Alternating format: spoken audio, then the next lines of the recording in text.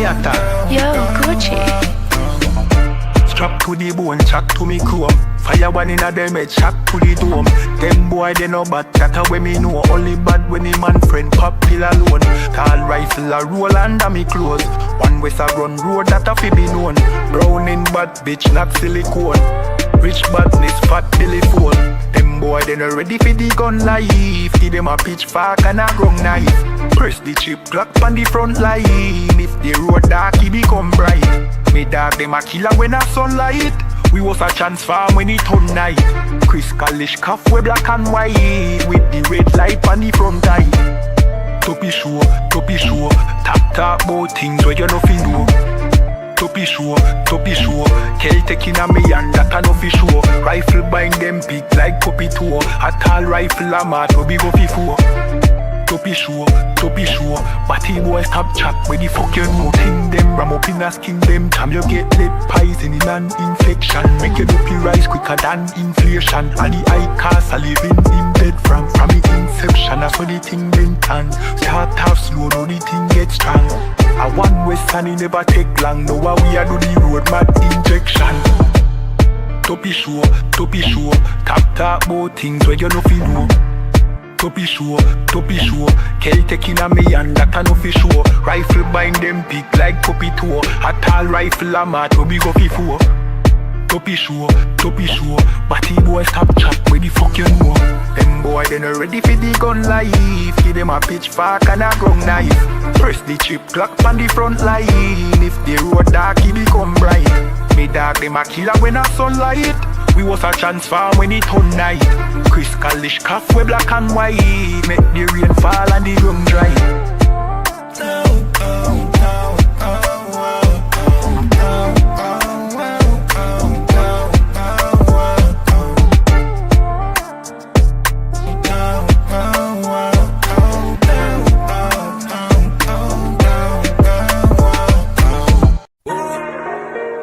Warning.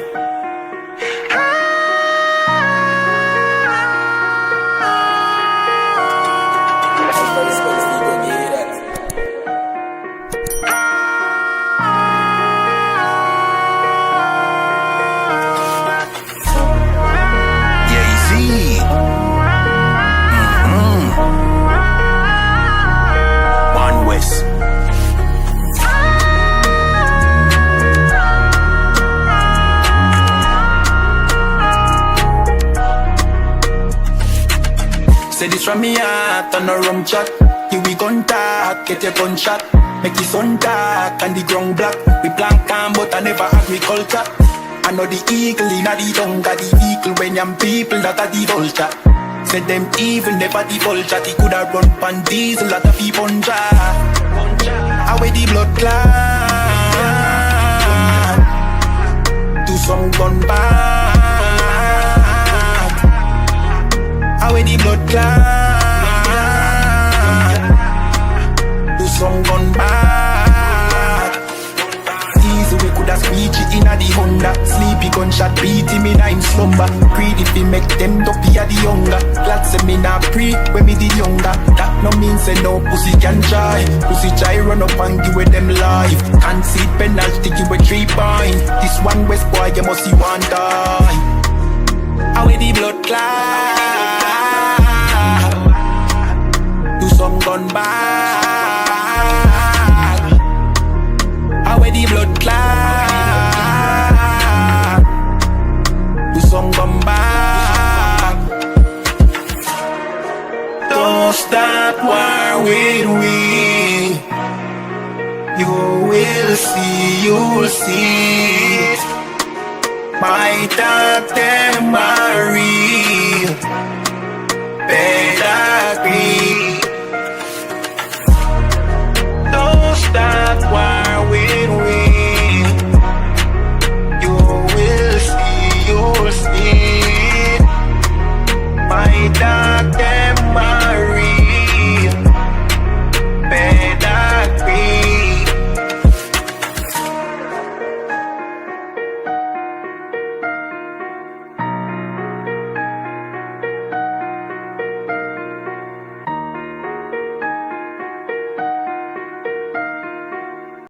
Hey, listen, brothers and sisters, man. If you like what you hear, hit the subscribe button, man. Subscribe to this channel. And also, please, go to isupk.com and pay your tithe. Drop me some cash so we can move around this planet like we need to, man, and do the things we need to do. They're one West. They're one West. They're one West. Hey, Shalom, Yahweh, Hashem, Shabbrakatam, to all the brothers, Yahweh, Shemar, Lathan, Hashem, Yahweh, to all the sisters. I'm Priest and Officer 500 Barak Yala with the I.S.U.P.K, which stands for the Israelite School of Universal and Practical Knowledge. Started out at 1 West 125th Street, Harlem, New York, under commanding General YAHANNA. You understand, just like every Thursday evening, we have the Brotherhood class. We learn how to love one another, you know, how to act towards one another, who to love, who to hate, because yes, the Bible is not all about love. There is hate in the Bible. And this is part of the topic that we're going to see today, that the reason we're destroyed because we love the wrong things. We love the wrong people, you know, and we don't hate the right ones. How does that make sense? Well, it is in our community. When I mean our, of course, I'm addressing so-called Blacks, Latinos, and Native American Indians, right? Damn near in every tribe, they will say, there's a saying in the Benjamite tribes, right? They said the worst enemy of a Benjamite, of a West Indian, is another West Indian. The worst enemy of a Mexican is another Mexican. You know, and so on and so forth through all the tribes. They said black people can't, you know, we can't deal with each other or whatnot. The worst enemy of a black man is another black man. That cannot be further from the truth. Imagine that. We consider each other our worst enemies, but who do we turn to for help afterwards? Who do we decide to try and join or integrate with? Think about that for a second. Which is going to be the topic of the class, is that us envying our oppressor leads to our destruction.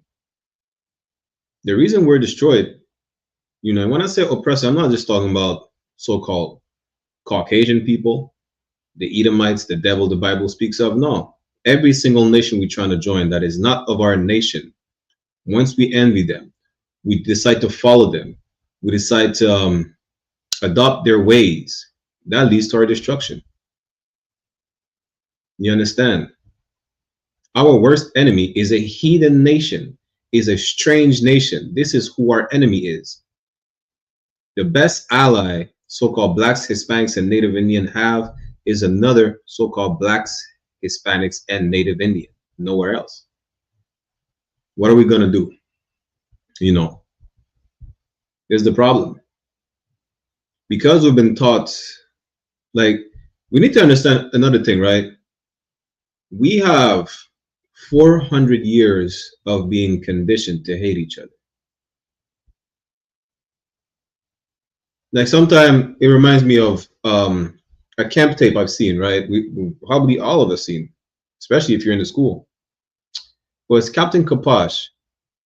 Some cat came up to the camp and told Captain Kapash, y'all are too militant. Now, come to find out, that cat is the rapper, the so-called gangster rapper, Waka Flocka Flames. He came to the camp, he said, we're too militant. But we have over 400 years of being conditioned to be destroyed, of being conditioned to hate one another. How can we not be aggressive with what we say? It's not like we're harming anyone physically.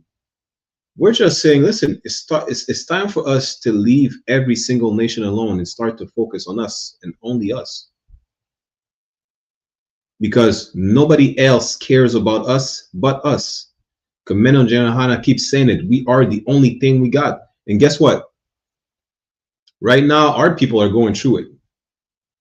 What's the name of the hurricane? Hurricane Melissa is devastating the Caribbean islands.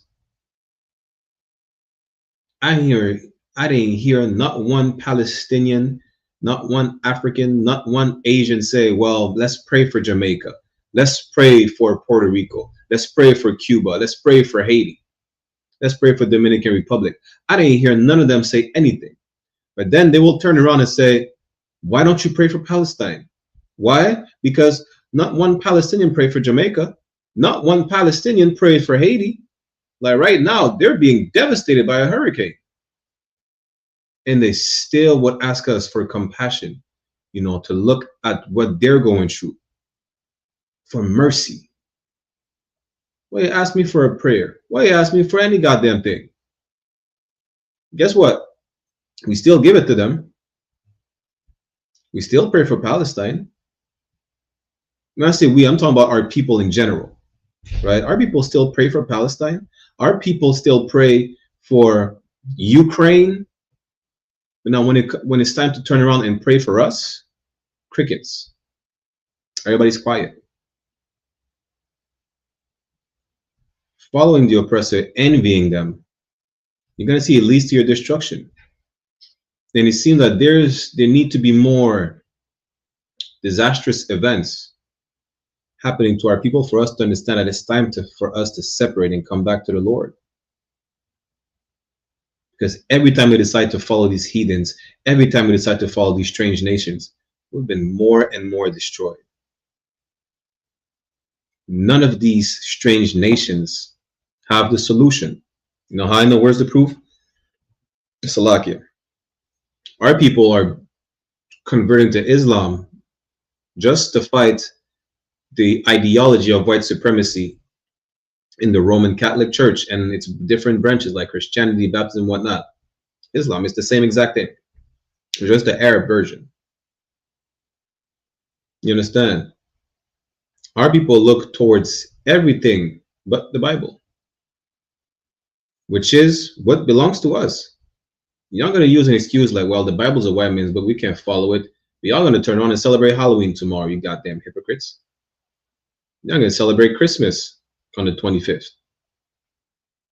And even then, if it's not just adopting the white man's ways, y'all adopt the ways of every single nation but yours. Like what? Y'all going to listen to, what's his name again? Umar Johnson, who's not even a doctor, and go back to Africa when you're not African? Listen, all skinfolk is not kinfolk. You have no ties to Africa. Now, y'all need to let go of every single thing that you were told to believe. Yes, the only thing that you were not told to believe is the only thing that you reject, which is the Bible. That's the only thing you were not told to believe. Listen, slaves had their ears and tongues cut off when they tried to read the Bible, and their eyes gouged out. And then they had to make the slave Bible.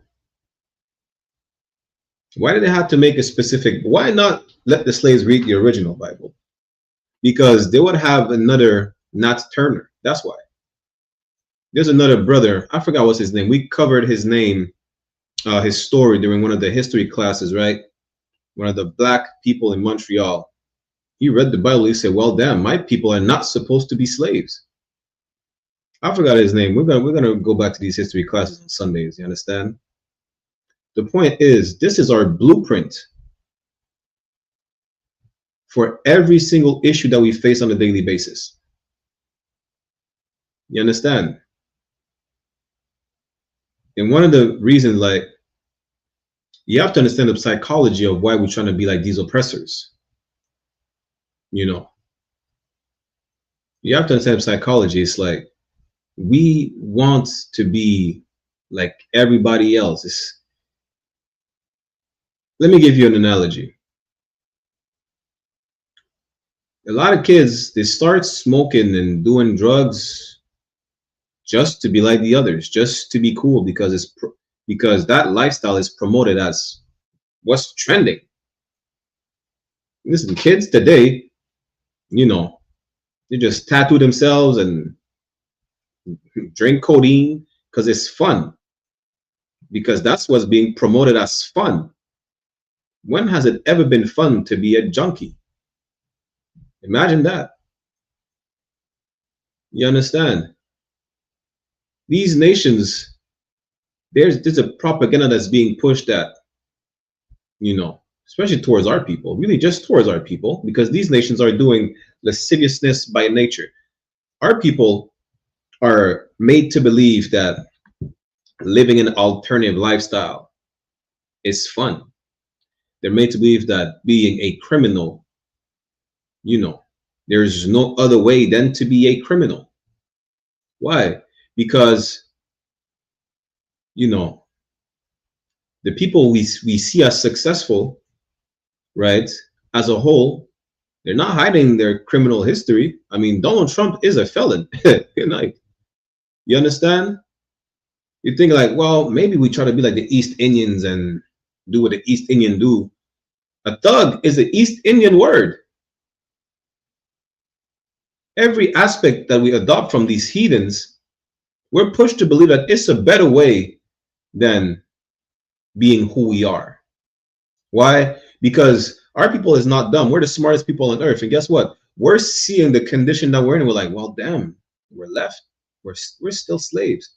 Especially for those who are, you know, not as indoctrinated by the church. They realize, well, my people is still slaves. The church is not doing anything, right? The mosque either. So they result to being criminals and adopt all types of ways. Well, guess what? We are slaves, but it's not forever. This is our last captivity. We will be free very soon, sooner than y'all think.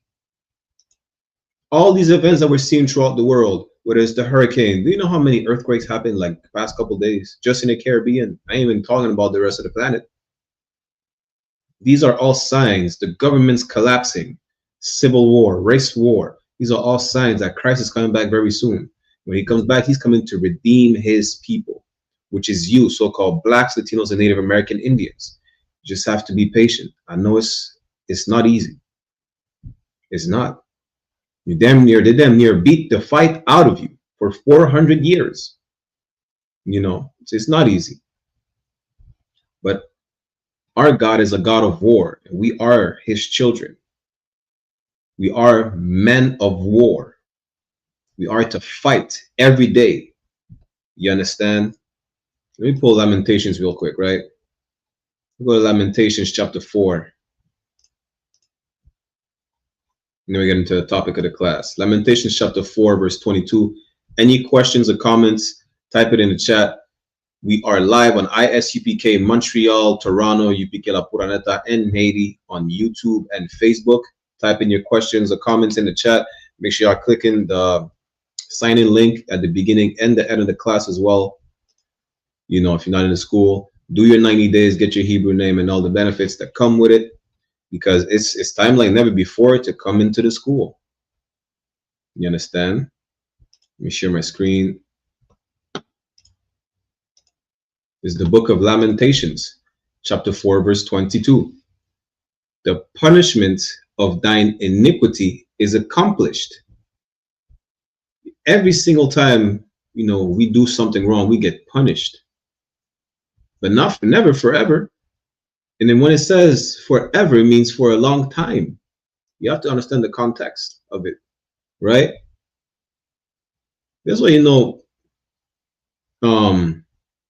the Bible was written by black people, was written in slang. You see in Deuteronomy in the curse where it said, thou shalt see it no more again. You understand? Does that mean that we will never ever see our land ever again? Just means a very long time. Just like I'm saying, damn, you're waiting in line for whatever, a store or a doctor's appointment. You'd be like, yo, I've been there forever. You haven't been there forever. You've probably been there for what, an hour or two? You have to understand how we speak to understand the context of the Bible. You understand?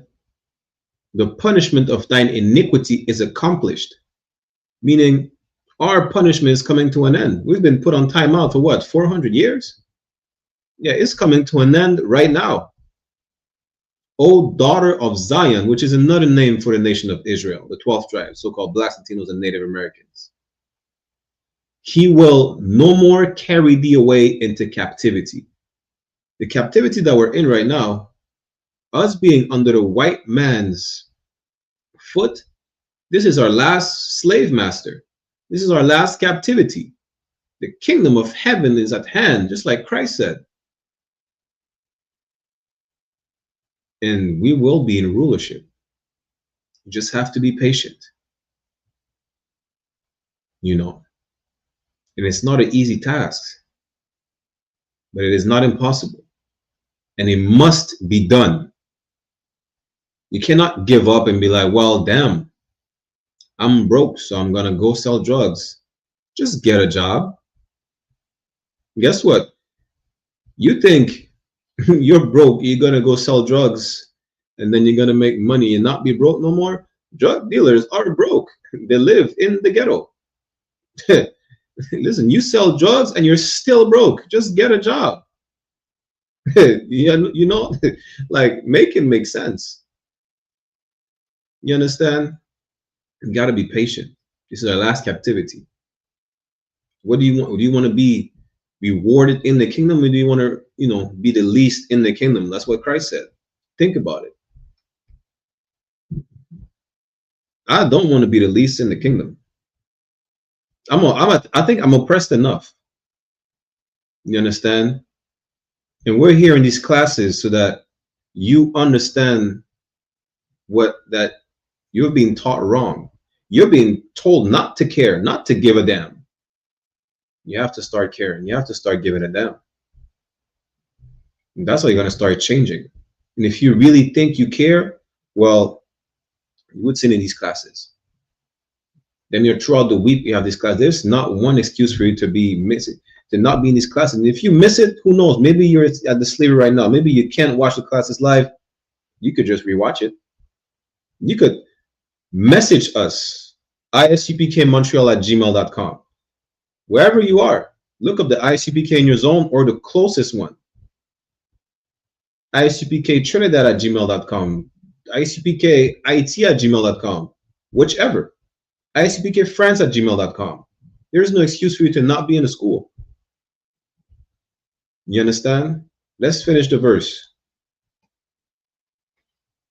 He will no more carry thee away into captivity. Again, this is our last captivity. This is our last slavery. It is coming to an end.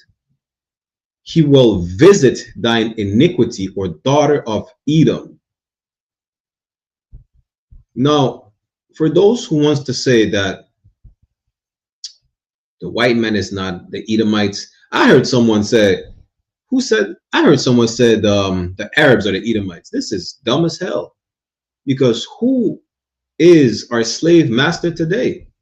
Who is our oppressor? The oppressor of our oppressors. Who is it? Now ask yourself that.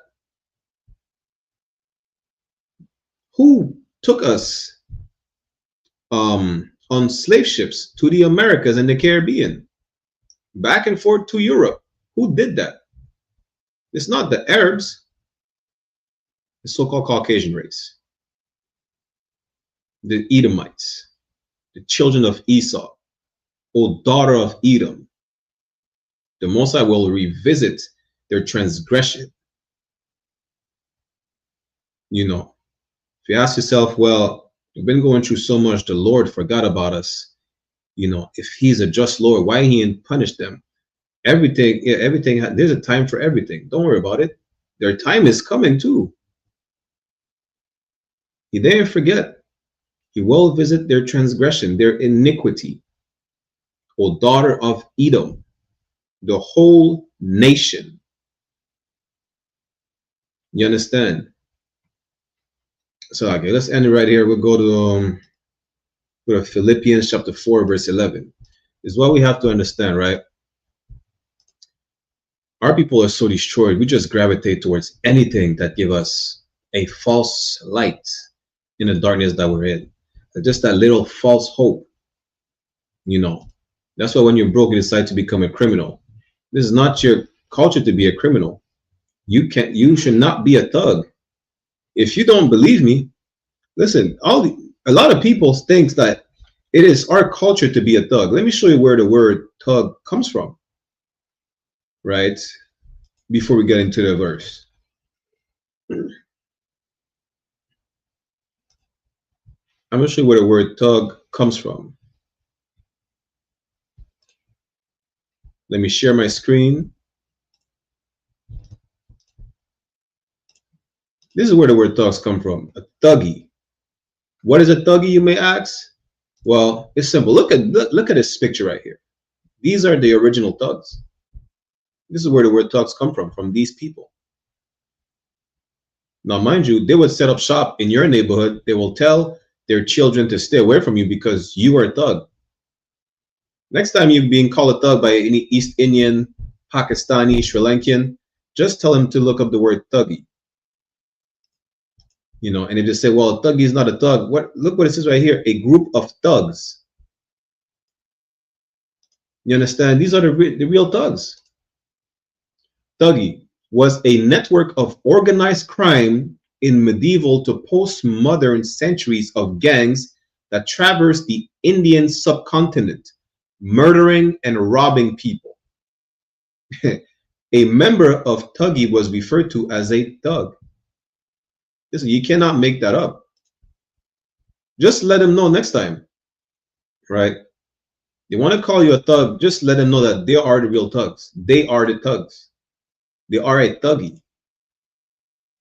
The thugs were purported to have murdered their victims by strangling using a bandana as a tool. The thugs were believed to practice their killings as a form of worship towards the goddess Kali. That's the East Indian goddess that pulls its tongue out like a whore. Salakia. Imagine that. Thugs have bandanas since the medieval time. Good night. You think it's all a coincidence that y'all niggas, Crips and Bloods, Salakia, that you brothers Crips and Bloods, all these so-called gangs today have bandanas? No, it's not a coincidence. You adopted that from the Thuggies. You understand? There's nothing new under the sun. The point is, instead of adopting a criminal lifestyle, let's just suffer it.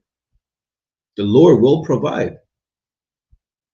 The Lord will always provide. Job was rendered like good night. He was tested to the max. His family is gone. He lost his children. His wife said, curse God. He forgot about you. Job told her to shut the hell up. She's dumb as hell. You understand? Our people, like, it's not like we have never seen better days. Imagine that. Now we suffered through the worst, and we're still here. We haven't been rendered extinct. You know, imagine being a nation and there's not one of you left anymore. God destroyed nations to where some of them haven't not been left anymore. Tribes. I think one of them is like the Hittites or the Hivites. You can't find any of these stinking Africans anymore. They've been rendered. They've been exterminated. You know, the extermination of the Caucasian race is prophesied in Obadiah. They will be like, you know, erased off the census. Not one of them left.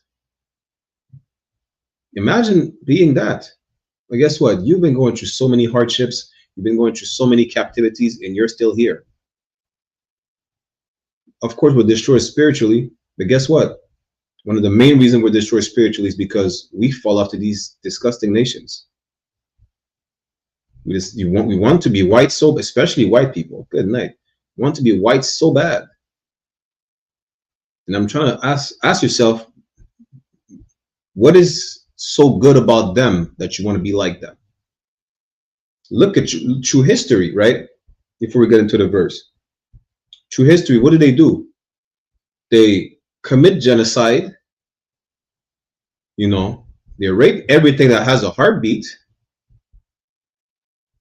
You give them some food because you're compassionate. They steal the recipe. They don't even care about the recipe, to be honest. They just kill you and take all the food, and don't even know how to cook it. And they just eat it raw.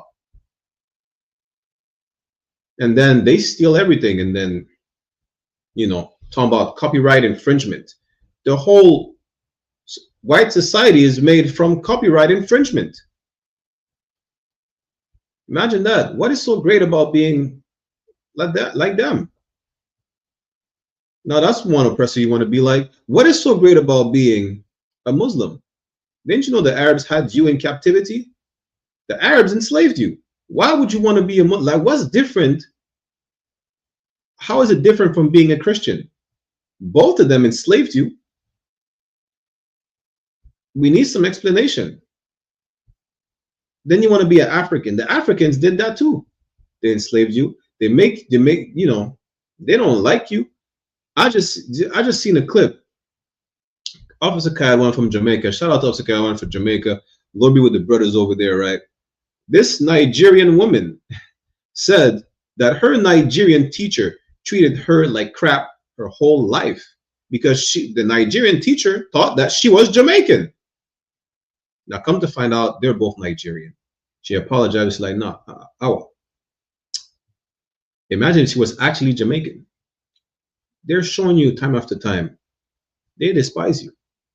You want to be like the East Indian and you know, especially in the Caribbean. Oh, good night. We think is getting a coolie girl is prime.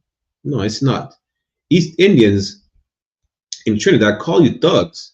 Now come to find out, they are the real thugs. We just seen it. No nation wants any ties to you. They want your flavor, but they don't want your suffering.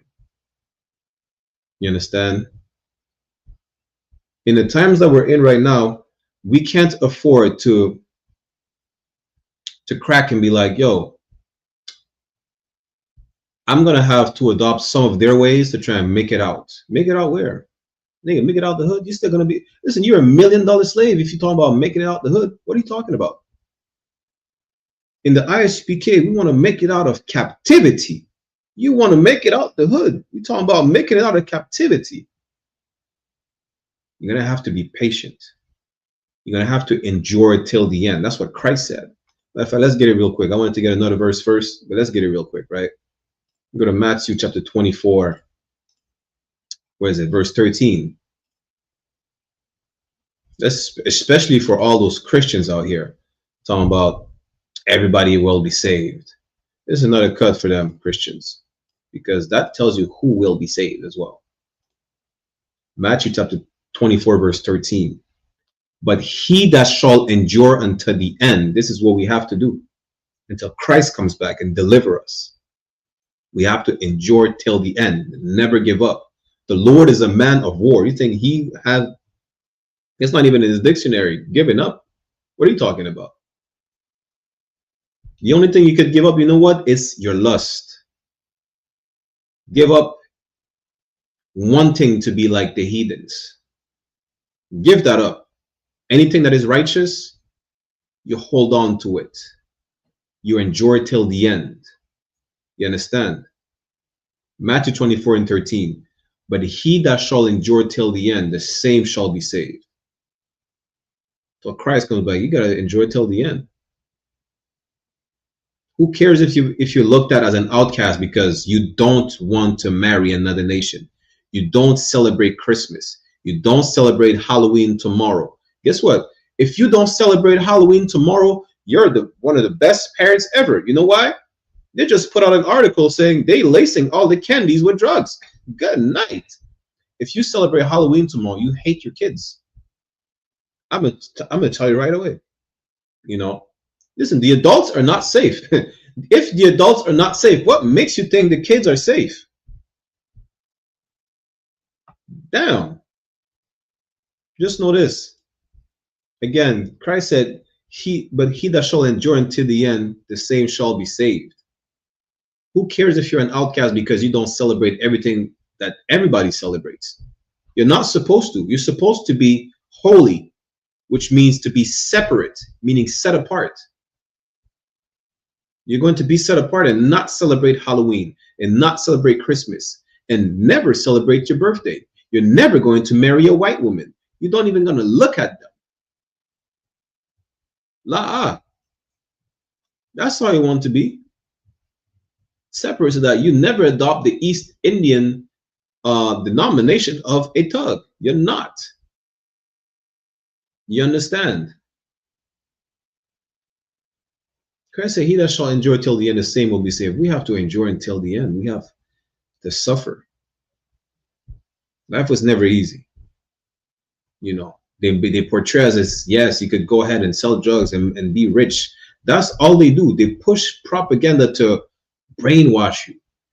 You know, talking about all you could be is a rapper, making millions. A lot of y'all do trashy songs. You will never be signed. And you still chase a music career. Chase the truth. Chase righteousness.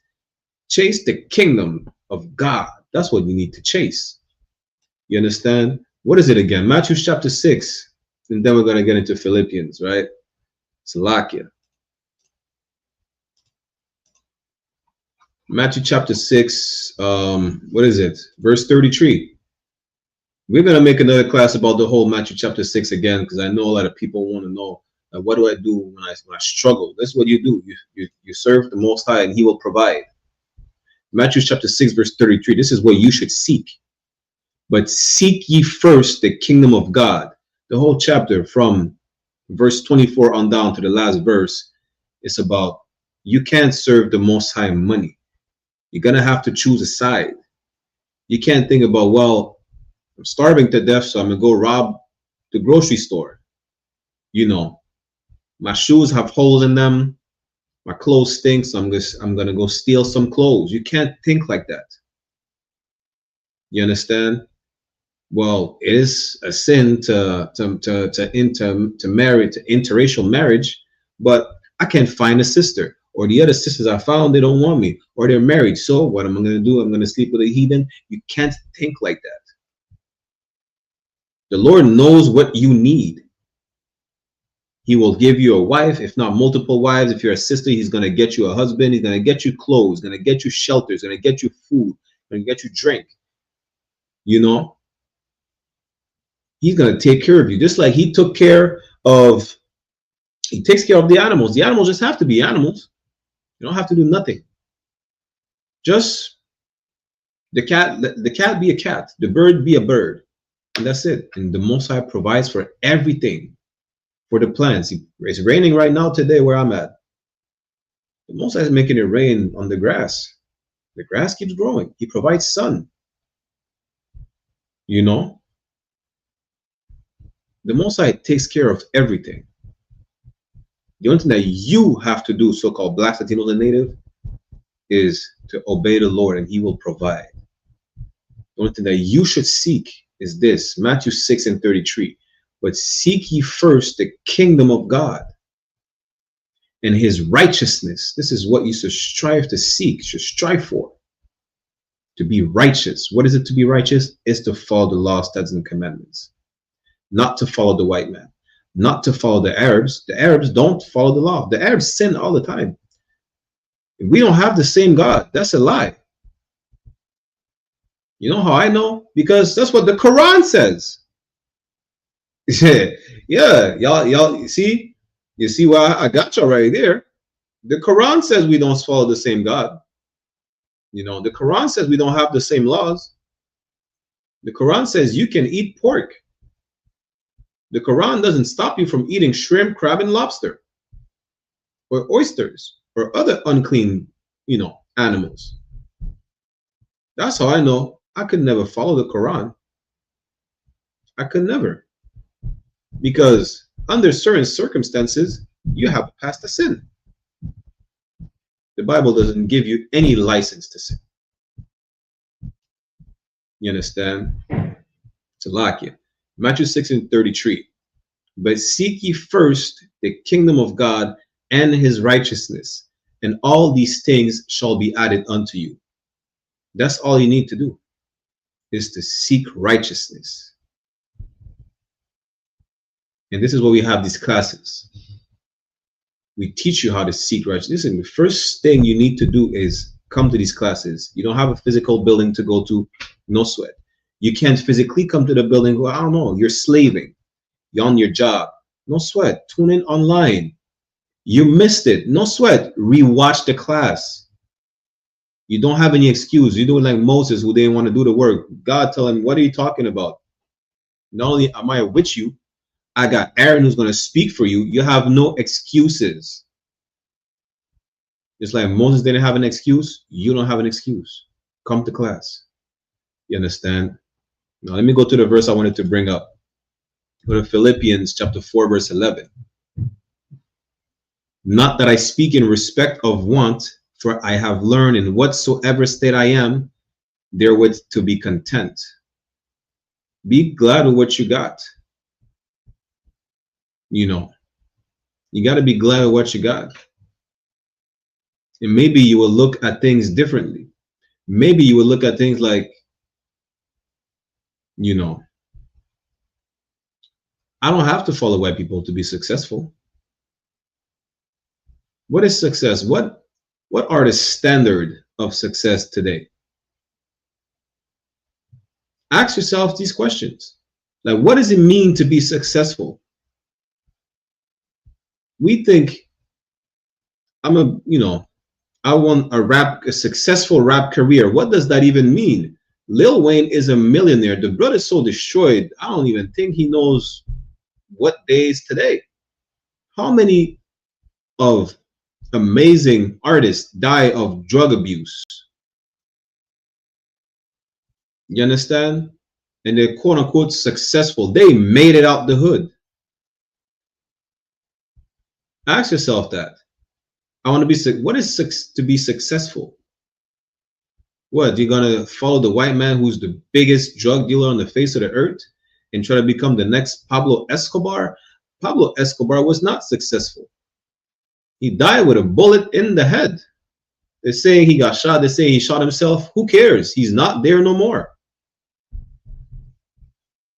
The Colombian people were living in fear for decades because they had a homegrown terrorist in Colombia. Is that being successful? You understand? What is the standard of success today? What, you have a degree and now you're $100,000 in debt and you can't do nothing with your degree? Don't get me wrong, ain't nothing wrong with getting a degree. Get your education, ain't nothing wrong with that. But what standard are you basing your success off of? That's what I'm getting at, right? Martin Luther King taught that success was having a white woman by his side. Really, he was a sexual deviant. But a lot of us, y'all can read the book, what I call it again. I have it somewhere. Black Skin and White Max from Frantz Fanon. It explained to you that we see success through the white man's lens, hence the term having a white mask. We try to navigate the white man's society, you know, trying to be like him. That's why we chase for white women. Listen, be content to have that sister that loves you. You're going to argue with her. Then guess what? You're going to argue with every single woman. You're going to have an argument with a woman. You know, you're going to have, there's no perfect relationship without any arguments. Maybe, you know, I don't know, whatever stupid argument over a color of some clothes or the food, you know, some dumb arguments, right? The point is, a man like Martin Luther King was not content with the beautiful sister he had. He had to throw her away to have an orgy with disgusting, filthy white women. That's what Martin Luther King did. He was not content with what he got. You know, the people who marched for integration were not content with the black businesses they had. They were not content to have a separate swimming pool, separate water fountain, a separate educational system. They wanted more. They wanted to be side by side with the white man. The white lady said, why did black people even march? To what? Share a toilet seat with white people? Why did black people march? Share the same swimming pool as white people? Do you really want to be in the same swimming pool as a people who is for whom it's unnatural to bathe? That's crazy. Listen, be content with what you got. Because now that you're not content with what you got, what do? You strive for more, but Our people strive for more the wrong way possible. They look at the other nations. They look at what the other nations do. They take on the other nation's culture. They take on the other nation's ways. What are the other nation's ways? We just seen the East Indians are the real thugs. We know what the white man does. It's not a secret. I mean, it doesn't matter whether or not they release the Epstein list. It's irrelevant. Who cares who's on the Epstein list or not? Historically speaking, the white man's a sexual deviant. He just rapes everything that has a heartbeat. So we don't give a damn about the Epstein list. We couldn't care less about speculating on who's on the list or not. You know why? Because the Bible says that Esau is the most profane fornicator. Who cares whose name is on the list? We know his nature is to be disgusting.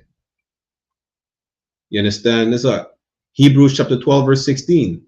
Lest there be any fornicator or profane person as Esau.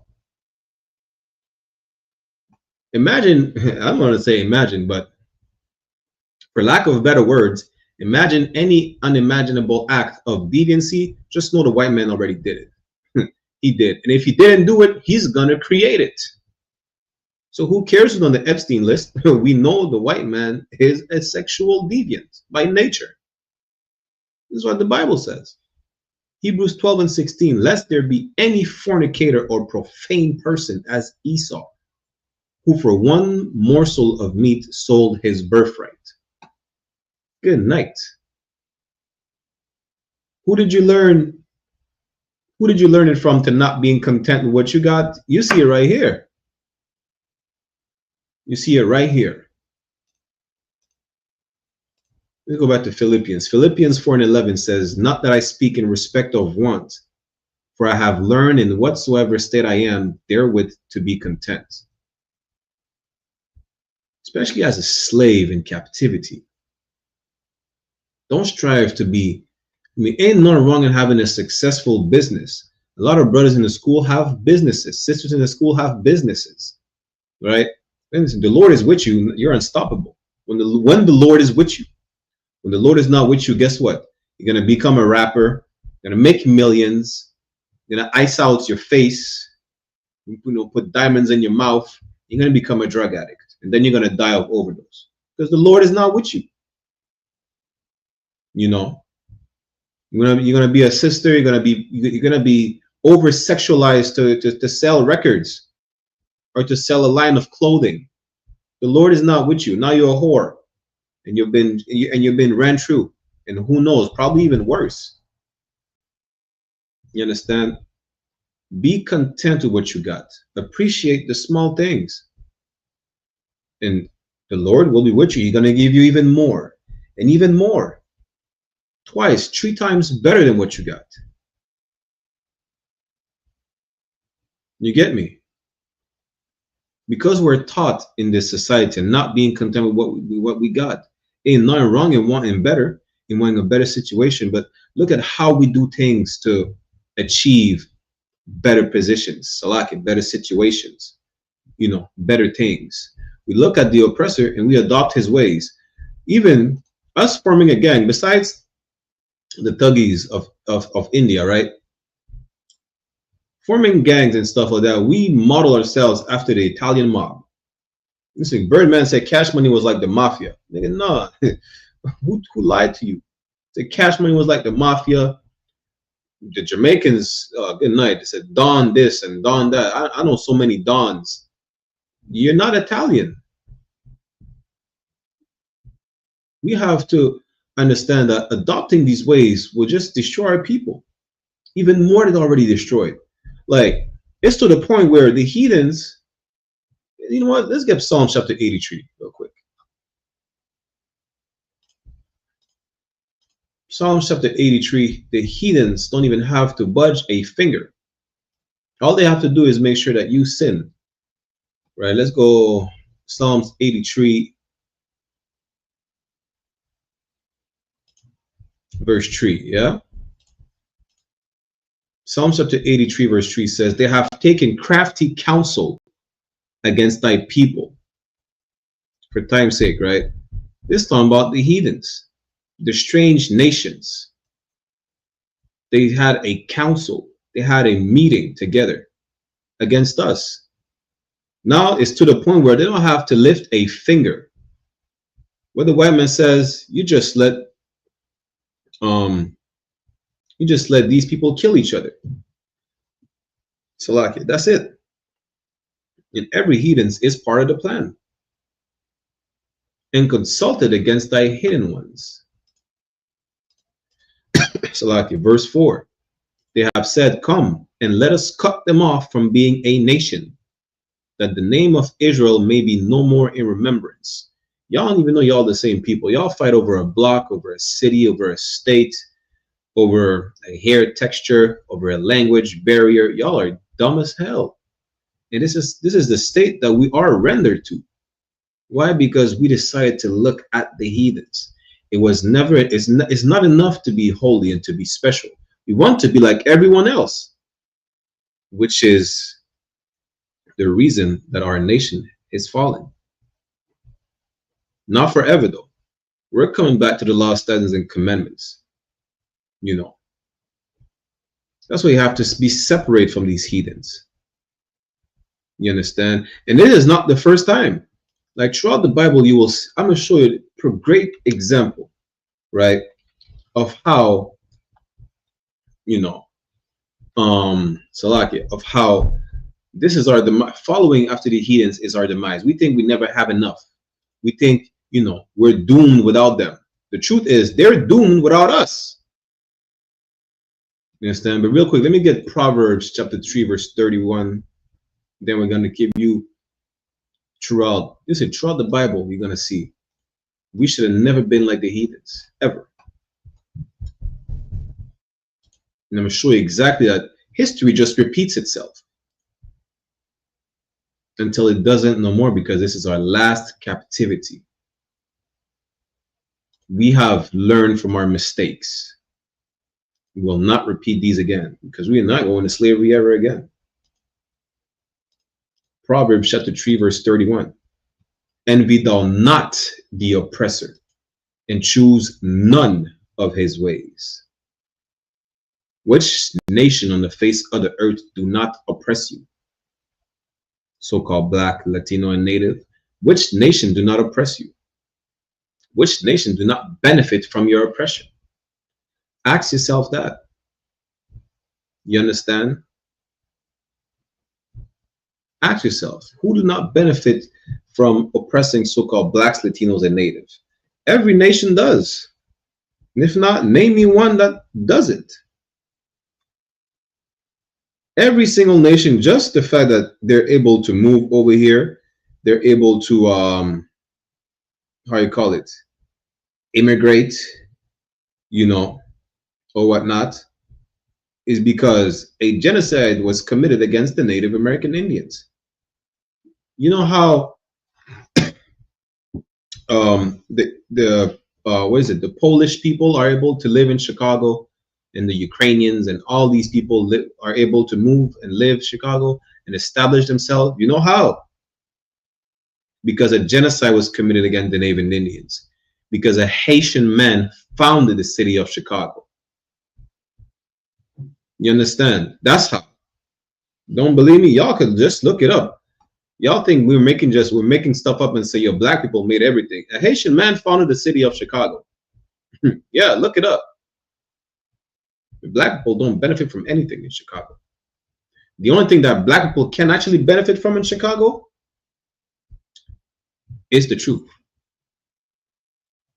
Y'all in the area of Chicago, y'all call Captain 13,000 Mawaquad. That's what y'all need to do.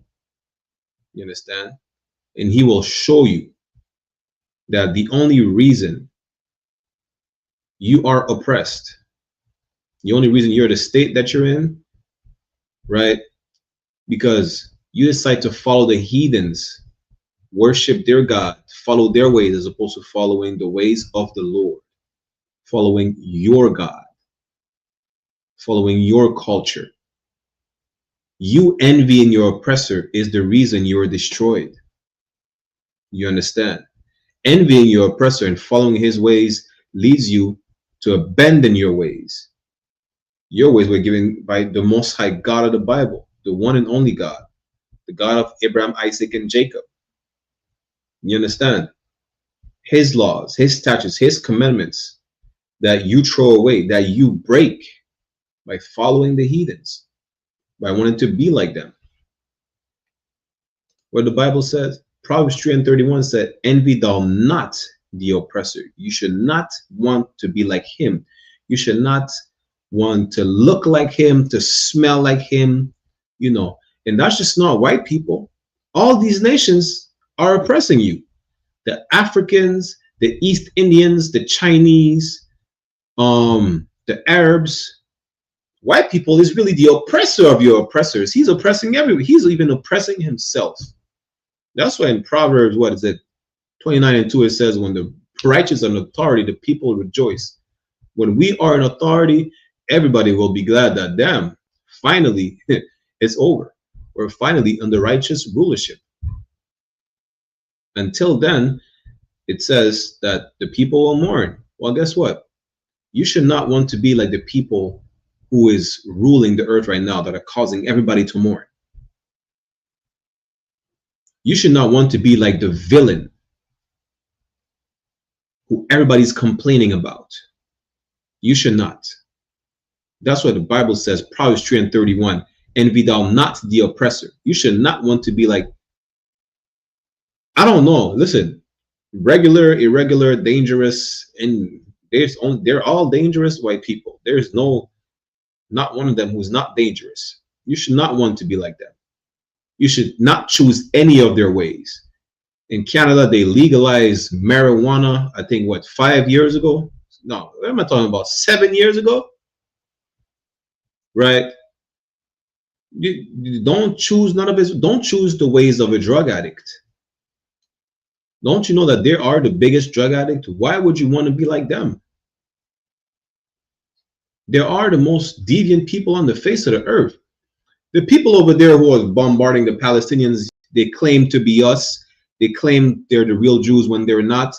They have the biggest LGBT parade in the Middle East. If they're the people of God, why do they even have an LGBT parade? Why do they even celebrate that? We're sure that they're not the people of God. Damn, they were protesting successfully at that to assault Palestinian soldiers. When I mean assault, I'm not talking about punch and kick them. You understand? That's the oppressor of oppressors. We should not choose any way of any oppressor. We should not envy any single oppressor that's over you. Right? Y'all give me 1 second, Babu Kusha.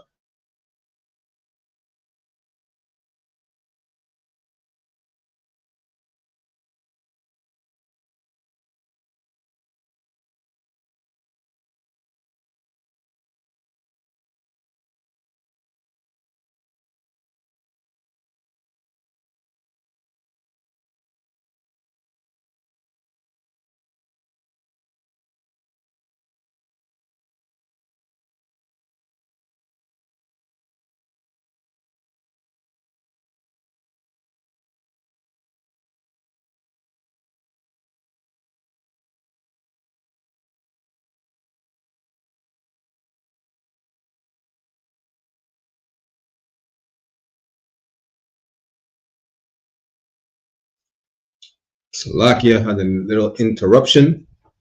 You understand? The point is, you should not envy any of these oppressors. Right? Now let's go to 1 Maccabees chapter 1, verse 11. You're going to understand a better perspective, greater example. On us envying the oppressors, thinking we need them, when we don't, they need us. And us following the oppressor, envying them and following them led to the destruction. And us being in Greek captivity. And even then, when I see that afterwards, when we separated from them, we decide to go back to following the Most High. You understand? We were better off than when we decided to follow the Greeks. 1 Maccabees chapter 1, verse 11. In those days there went out of Israel wicked men who persuaded many, saying, this is brothers like Martin Luther King, or all these sellouts, all these coons and Uncle Toms.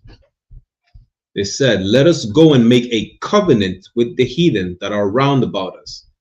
They say, you know what, why don't we make a deal? Let's strike a deal with the Greeks, right? Let's strike a deal with all these heathen that are round about us. For since we departed from them, we have had much sorrow. We thinking we need them. And that's the same as when we left Egypt. In Egypt, they complained to Moses, we want to go back to Egypt. At least we had good food over there. What are you feeding us? Unseasoned, unleavened bread? I want a burger. That's what they told Moses. They said they had fish, they had onions, they had spices, they have all type of things. They had garlic, right? They wanted the garlic bread. They didn't want to eat unseasoned, unleavened bread for 40 years in the wilderness. You rather want to be with the heathens. You can't suffer, like, you know, when they say black people complain too much, you complain for the wrong things. You want to be white. Why would you want to be white? Why would you want to be Greek?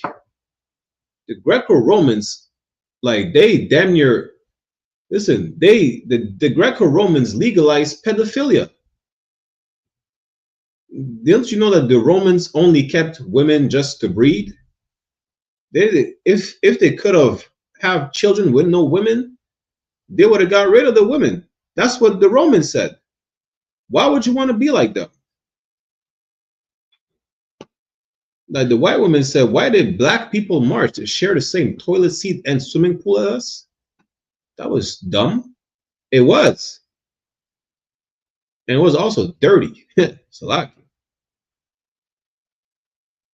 First Maccabees chapter 1 and 11 tell you right here, a lot of these coons, really, they're the one who were envying the Greeks, but they persuaded many. They said, yo, we need to follow them because without them, we're nothing. That's why they said, for since we departed from them, we have had much sorrow. The Most High say, if you're holy and you follow the commandments, you'll be on top of the world. Imagine lowering yourself to be like these filthy beasts. Salakia. Let's keep reading. Verse 12. So this device pleased them well. What is a device? It's a plan. You know, they plan to, like, yo, let's go strike a deal with the Greeks because without them we're nothing. You know, we want to be just like them. Salakia. We want to be just like them. We want to be able to swim in luxury, right? And to enjoy the good life, the lavish life. What's that Berman said? The lavish lifestyle of the Greeks, right? Verse 13. Then certain of the people were so forward herein that they went to the king. Listen, some of them were like, yo, listen, you know what? It's not only about making a deal with them. We're going to go straight to the king. It's like all you coon-ass Negroes that went to Donald Trump. All you brothers that just go to Donald Trump, you go to see Mike Carney. You want to talk with the chief who runs things. You want to talk to the big boss. They went to talk to the king.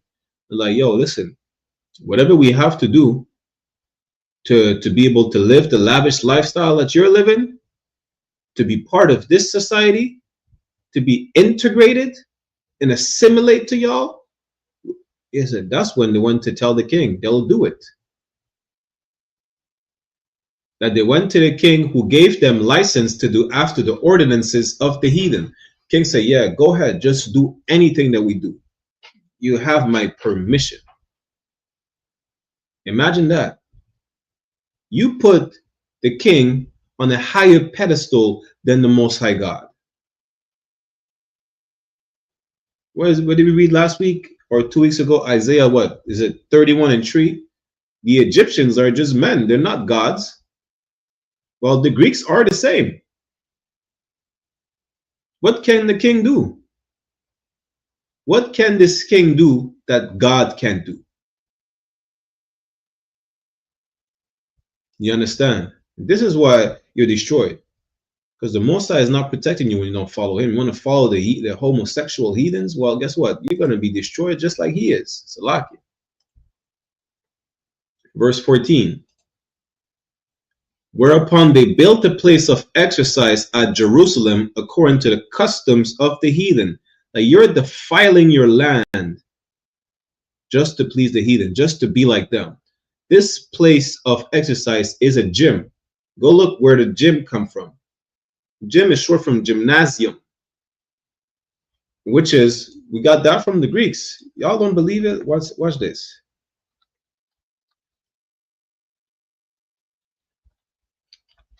See, in the I.S.U.P.K, we know things, right? We know stuff. You don't.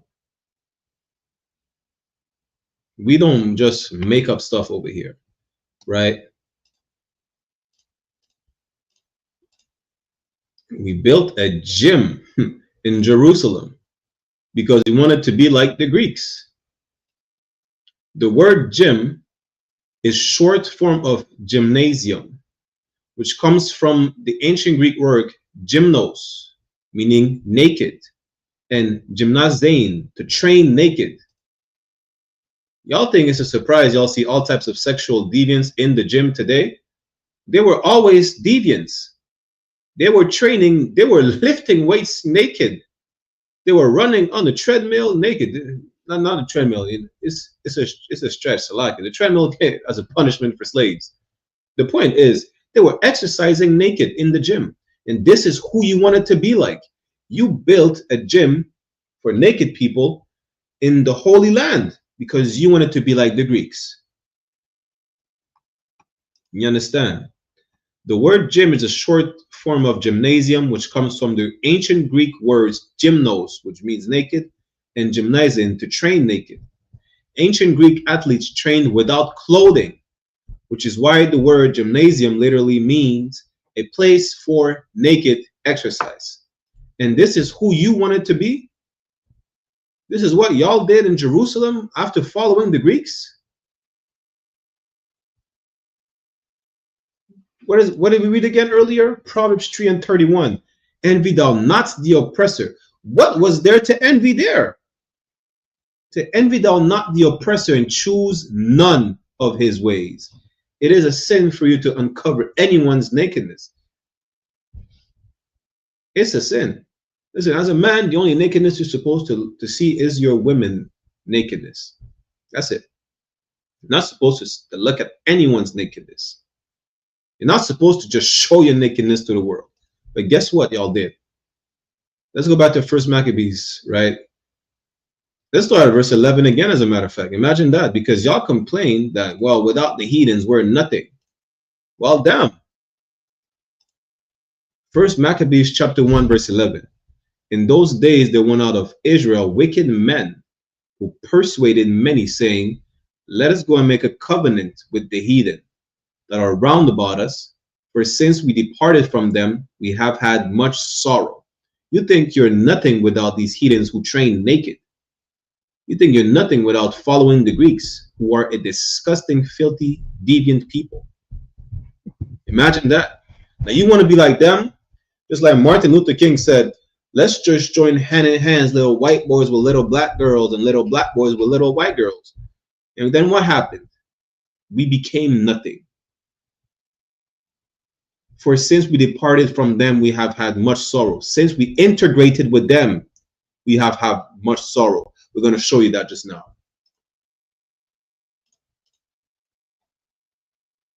So Lakia, let's jump down again. Y'all went straight to the king, like, yeah, let's be like y'all.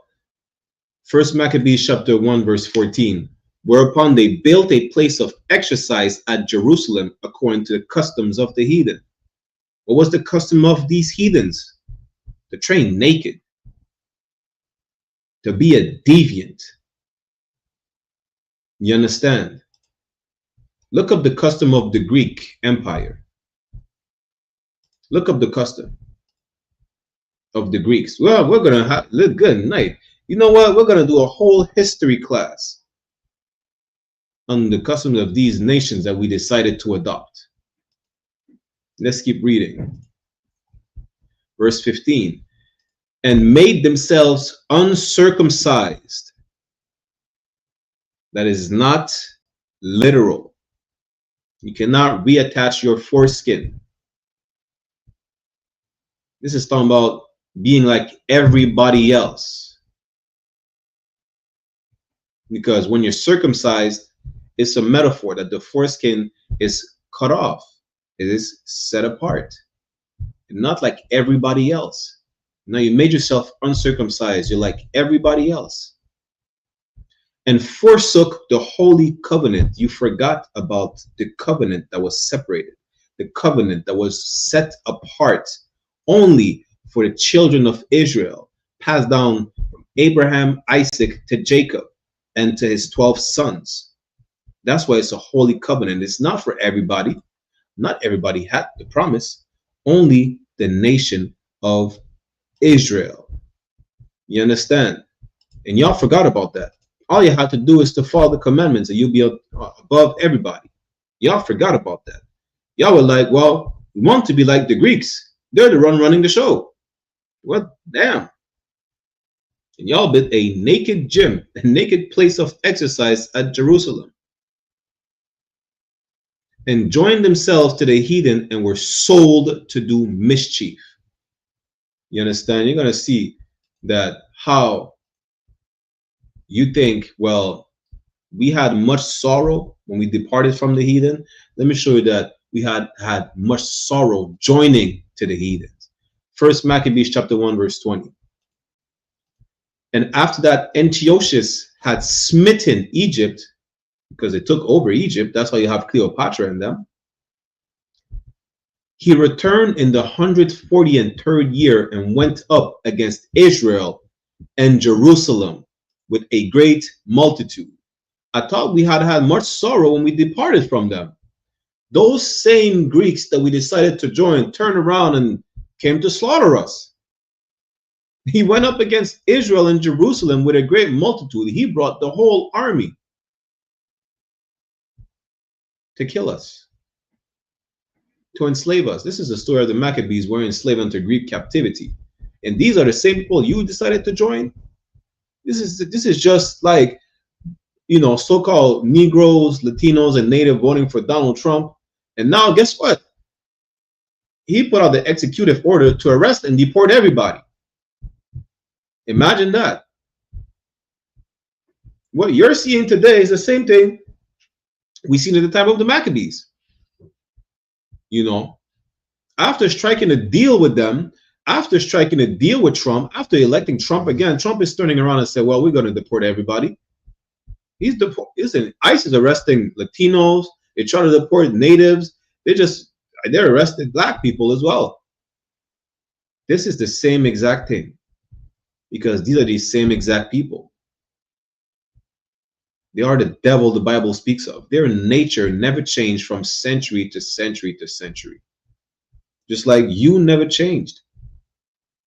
We're coming back to our true culture, which is to stay apart, to depart from these heathens. Because we have had much sorrow when we joined with these heathens. And this is proof right there. Y'all can go through the whole chapter. Like I said, we're going to do a history class.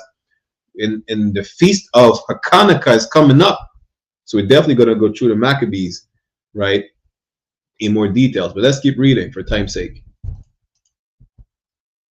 Verse 21. And entered proudly into the sanctuary and took away the golden altar and the candlestick of light and all the vessels thereof. It was not enough to come, you know, slaughter us and enslave us. They stole everything from you. The Greek took all your artifacts. You understand? Not just any random piece of gold too. They took the altar, the candlestick. They took all the vessels thereof. They took everything from the temple, from our sanctuary, from our holy place. They took everything. And remind you, we just read in verse 11 that when we depart from the heathens, we have had much sorrow. You decided to join the heathens, they turned around and started slaughtering you and stealing from you, which is exactly what white people do till this day. Salakia. Joining these heathens, envying them, joining them, leads to the destruction of our people. Verse 22. And the table of the showbread, and the pouring vessels, and the vials, and the censers of gold, and the veil, and the crown, and the golden ornaments that were before the temple, all which he pulled off. He did not leave anything to y'all. Anything. You understand? He did not, he stole, he robbed everything from you. And this is the same oppressor today. I mean, that's his nature. What does it say in Obadiah? That, oh, oppressor really is a sword winner. He'll take everything and still won't have enough. What is it? Obadiah chapter 1 and 5, I think. Like he will steal everything and still won't have enough. You understand? Some troll in the chat said nobody is watching. Well, you're watching clearly because you're in the chat. You goddamn troll. You're watching because you're in the chat. Just make sure you like, you share, leave comments, ask questions, subscribe, send this to your trolling friends as well. That's what you should do. Push the algorithm. Push the truth. And be relentless with it. Good night.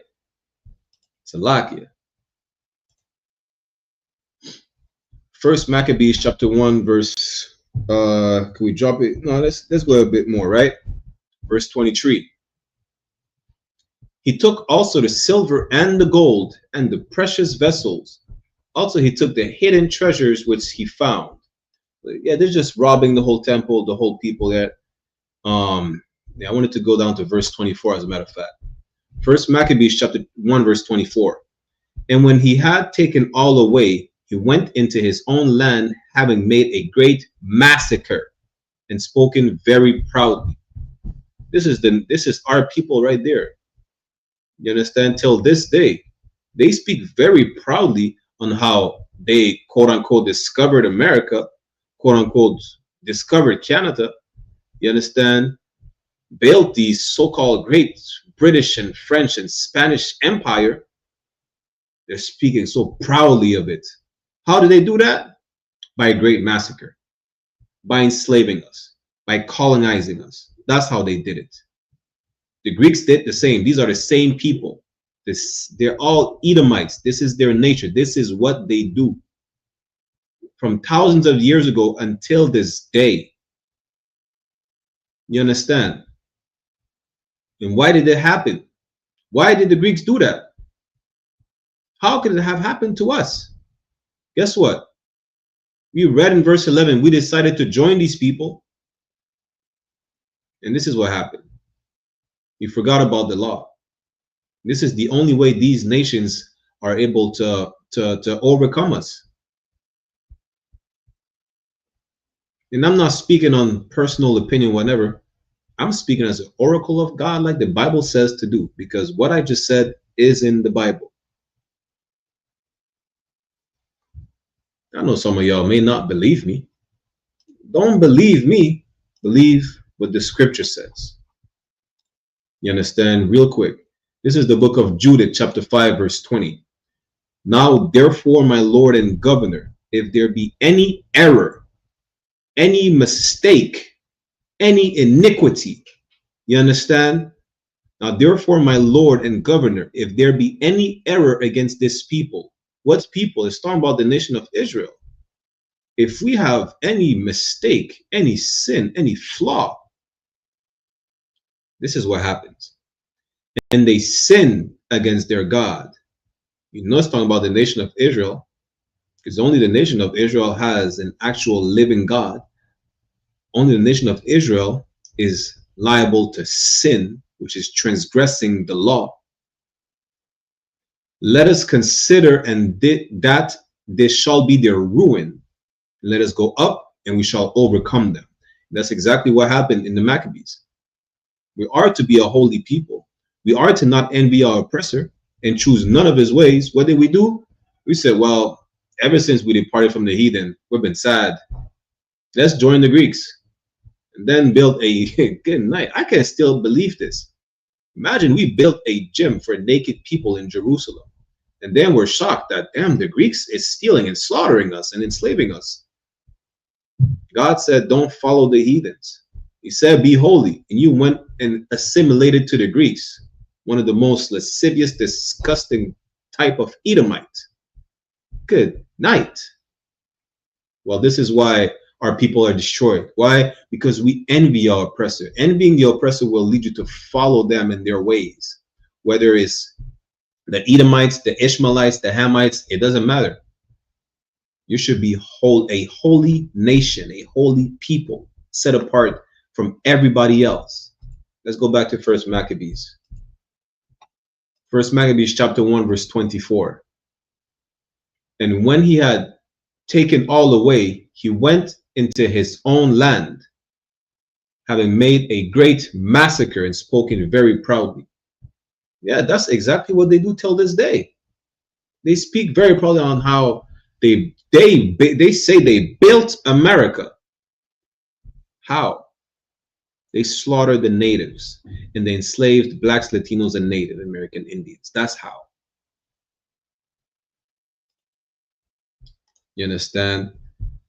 Verse 25. Therefore, there was a great mourning in Israel. Wait a minute. Didn't we read earlier in 1 Maccabees chapter 1, verse 11, that since we departed from them, we've been in much sorrow? Didn't we just read that in verse 11, that we've been sad ever since we separated from the heathens? That's after separation. That's post-integration. That's post-integration with the Greeks. What it said? 1 Maccabees 1 and 25.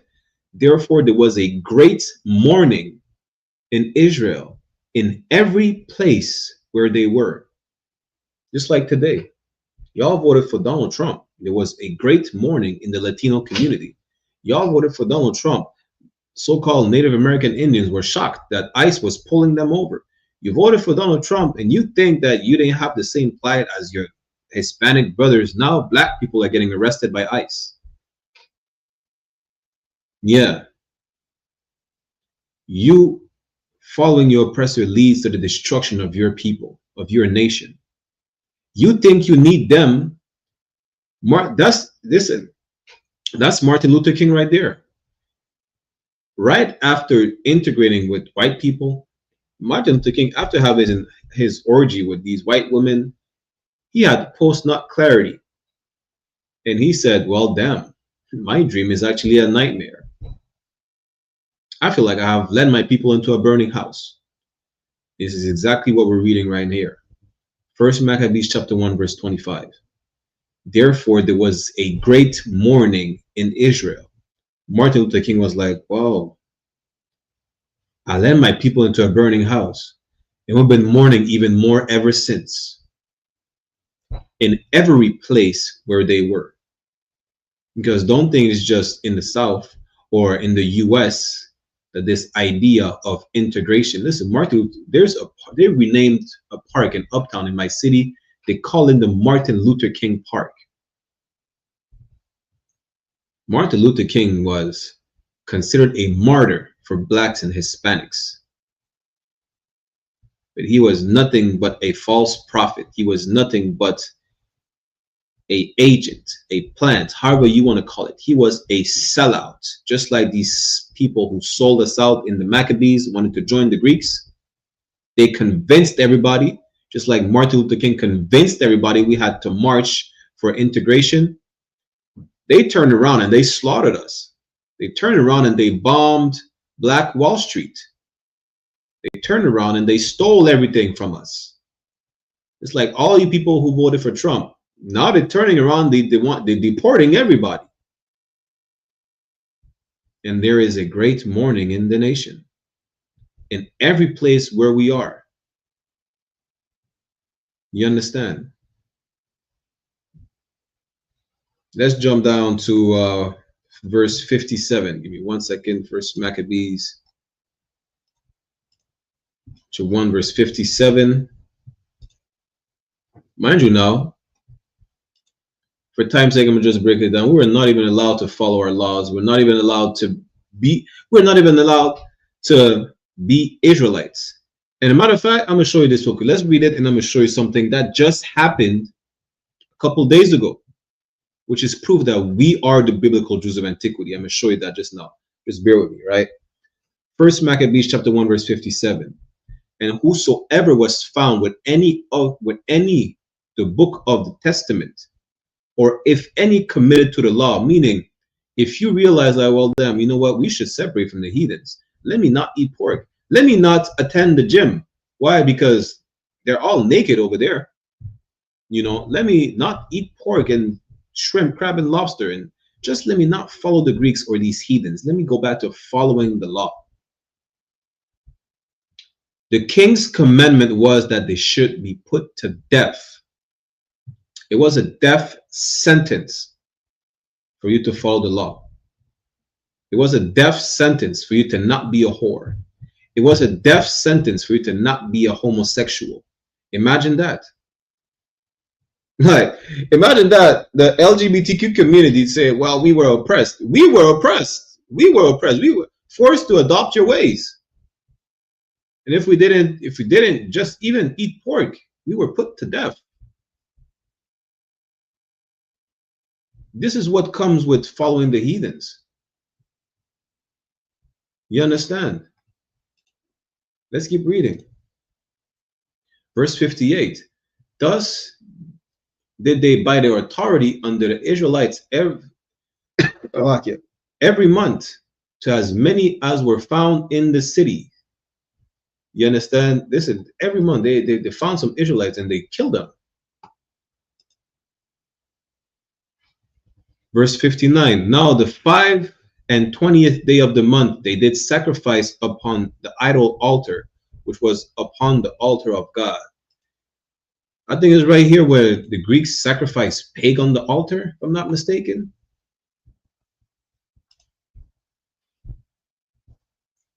Verse 60, at which time, according to the commandment, they put to death certain women that had caused their children to be circumcised. Any matter of following our culture, our laws, our customs, our ways would lead us to death. Not because it is punishable by death according to God, but according to the king, the Greek, that you decided to join, that you decided to assimilate to. You were put to death. You were erased off the census just for being an Israelite and following after the Israelite. You know what that happened? That is the reason why you have Hellenists. You were not even allowed to be called a Jew. You were not allowed to be an Israelite no more. You had to be a Greek. You wanted to be a Greek, now you have no choice but to be a Greek. You cannot go back to being an Israelite. Now you're a Greek. You do as the Greeks do. That's basically what was going on. And if you decided not to do so, well, you'll be put to death. You know what the Greeks said? The Greeks said the same thing the Americans said, the same thing the French said, the same thing the Spaniards said.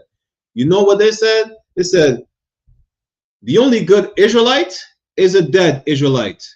What did the Americans say? The Americans said, the only good Indian is a dead Indian. The French said the same thing. They said, the only good Mexican is a dead Mexican. The only good nigger is a dead nigger. That's exactly what the Greeks were saying. If you will not identify as a Greek, you want to be an Israelite? We will be an Israelite in death. This is what we have to face on a daily basis. You understand? This is how, listen, be proud to be an Israelite. Every nation is proud of the struggle they went through. You're the only one who rejected. You are a Jew, no ish, a Jew by blood. You're an Israelite of whatever tribe you're from. You better rep that, Salakia. You better rep that to the fullest. Because our people die just for being an Israelite. Our people die just for not eating pork. People died for not being whores. Our people died just to reject the ideology of the society they were in at the time. Imagine today you reject the fact that, Salakia, imagine today you reject being a drug addict. Back then in the time of the Maccabees, you would be put to death. Today, you reject the so-called rainbow alternative lifestyle. In the day of the Maccabees, you'd be put to death. Today, you reject so-called sexual liberation. This is what they call it. In the day of the Maccabees, you'll be put to death. Name it, no matter of sin they partook in at the time. I mean, today, name it. They did it back then. If you didn't do as them, you would have been put to death. So you better be proud. Don't tuck your shield. Wear it proudly. You understand? Now they want to fire you because you're wearing a shield of David. Fire me. My people used to be put to death. You want to fire me? From what? From a slavery? From a job? My people used to be put to death. Go ahead and fire me then. Shit. You understand? Let's keep reading. Salakia. Verse 61. And they hanged the infants about their necks. Go ask the Jewish men over there bombarding Palestinians if they were ever hung, if they were ever lynched. This is lynching right here. You know the Jews are blacks, Latinos, and Native American Indians. The Bible shows you throughout the whole book. Our kids were lynched. Why? Because they were circumcised on the 8th day, because they did not eat pork, because they did not eat shrimp, because they refused to intermarry. You understand? Because they followed the law. Our kids were lynched just because they were Israelites, and rifled their houses and slew them that had circumcised them. Verse 62, howbeit many in Israel were fully resolved and confirmed in themselves not to eat any unclean thing. They said, listen, hey, if I gotta die because I don't eat pork, well, I'm gonna die. You understand? They were not cowards. They did not drop their sword. They did not let go of the Most High. That's what they did. They were one west till the end. One west to death till they buried them. That's what they were. You understand? Verse 63. Wherefore, the rather to die, that they might not be defiled with meats, and that they might not profane the holy covenant. So then they died. They said, they told the Greeks, we one west till death, till you bury me. That's what they told the Greeks. They did not compromise their spirit. They did not compromise anything till the end. Just like the brothers, what is it, in 2nd Maccabees? You understand? Just like them. The same. Let's keep reading. One more verse. And there was very great wrath upon Israel. Yeah, after the Greeks were tied, it was like, yeah, no sweat. You don't want to be Greek, you want to be Israelite. You'll be a good dead Israelite. That's what they said. So like for time's sake, let's go to 2nd Maccabees real quick. This is how we got to become so-called Greeks. You see when I said there's neither Jew nor Greek? The Greeks it was talking about, it was us who basically were forced to become, to identify as Greeks and to do as the Greeks do, or just be put to death.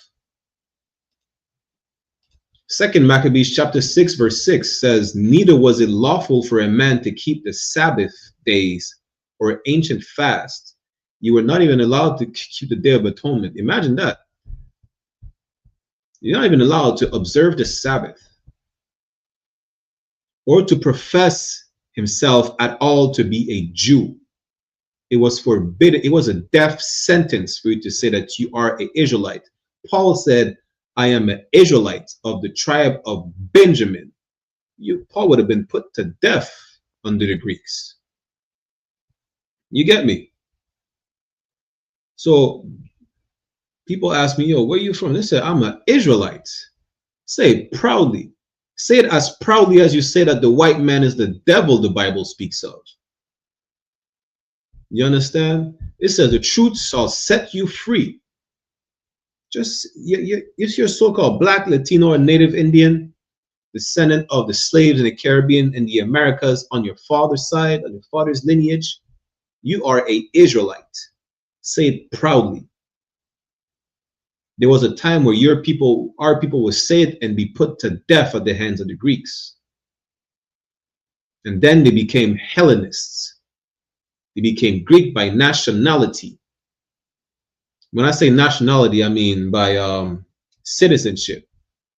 You know, so like these words are interchangeable in French. Slovakia. You understand? This was their adopted identity. You know what they're doing today? In France, watch this. You cannot make this up. You can tell me that these people are not the same people back then and that we're not the Jews.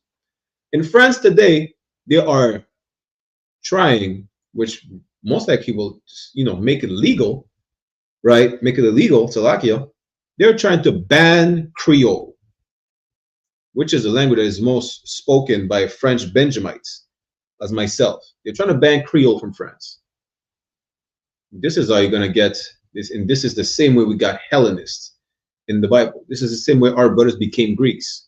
You are not allowed to be who your people is.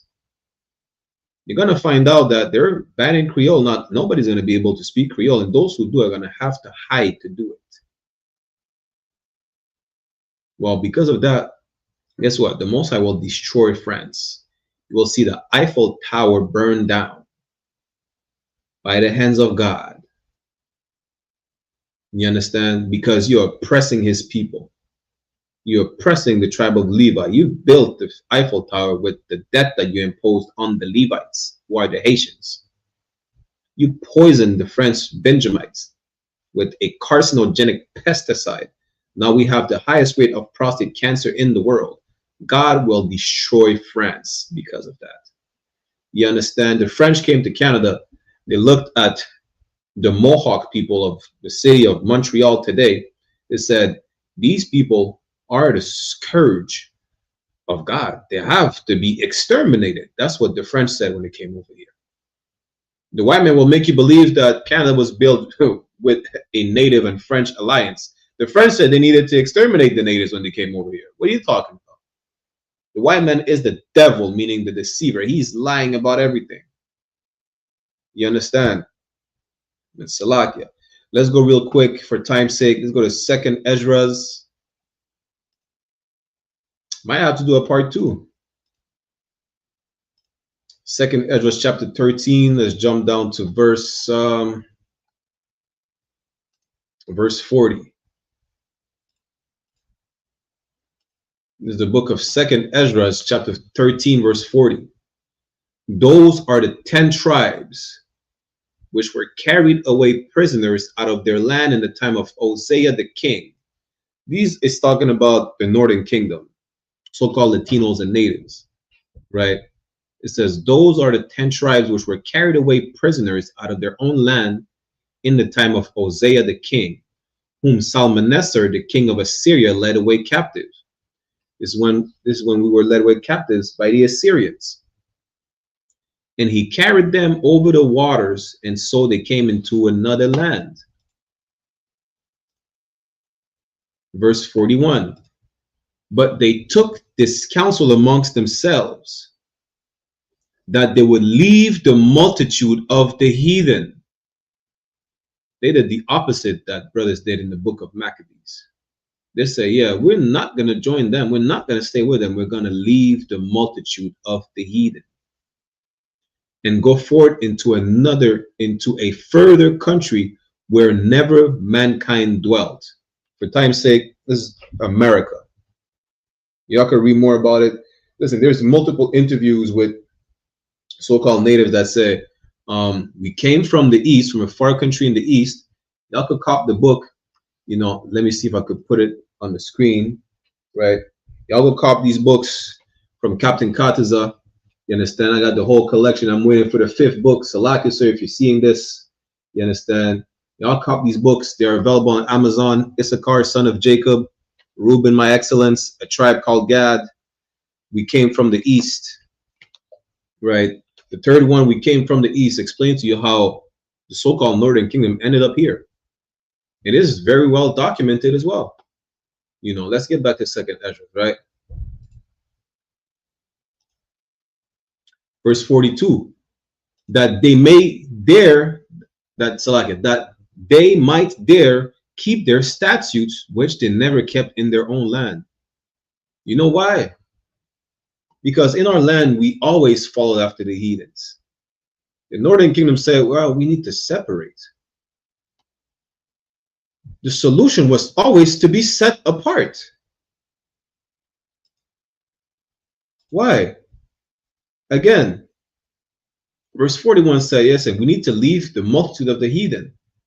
Why? Verse 42 tells you that they might dare, that they might dare keep their statutes, our laws. A statute is another word for a law. That they might dare keep their statutes, which they never kept in their own land. Why? Because we kept following the heathens. We kept wanting to be like the heathens. I think in the book of Judges, that's one of my favorite verses.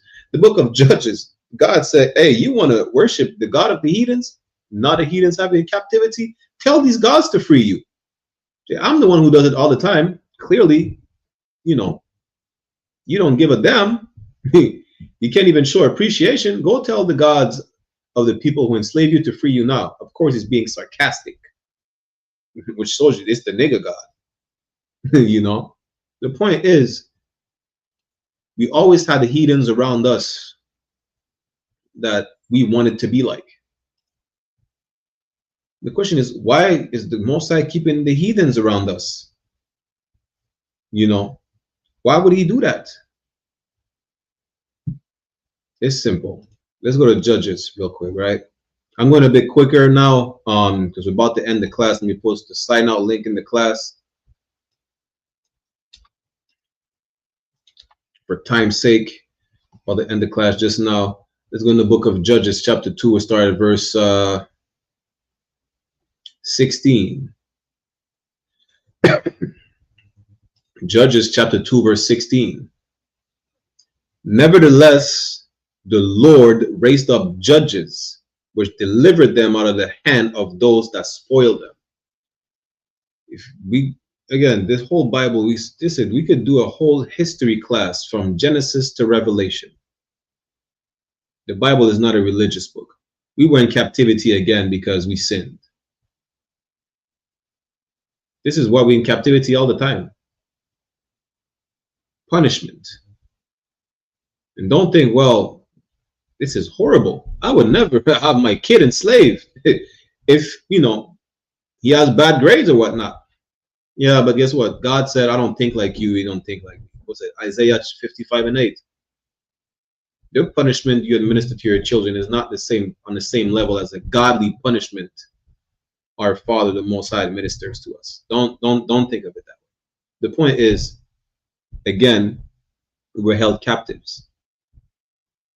And every single time, the Most High raised up a man, some men, to deliver us from captivity, whether it was Moses, or as the brother again, Gideon, you understand, King David. We always had a man raised up by the Most High, right? We have Christ, so on and so forth. Let's keep reading. Verse 17, and yet they would not hearken unto their judges. Damn. See, that's why I think it's Judges chapter 10. See, after that, down the line, we still kept doing the same stupidness.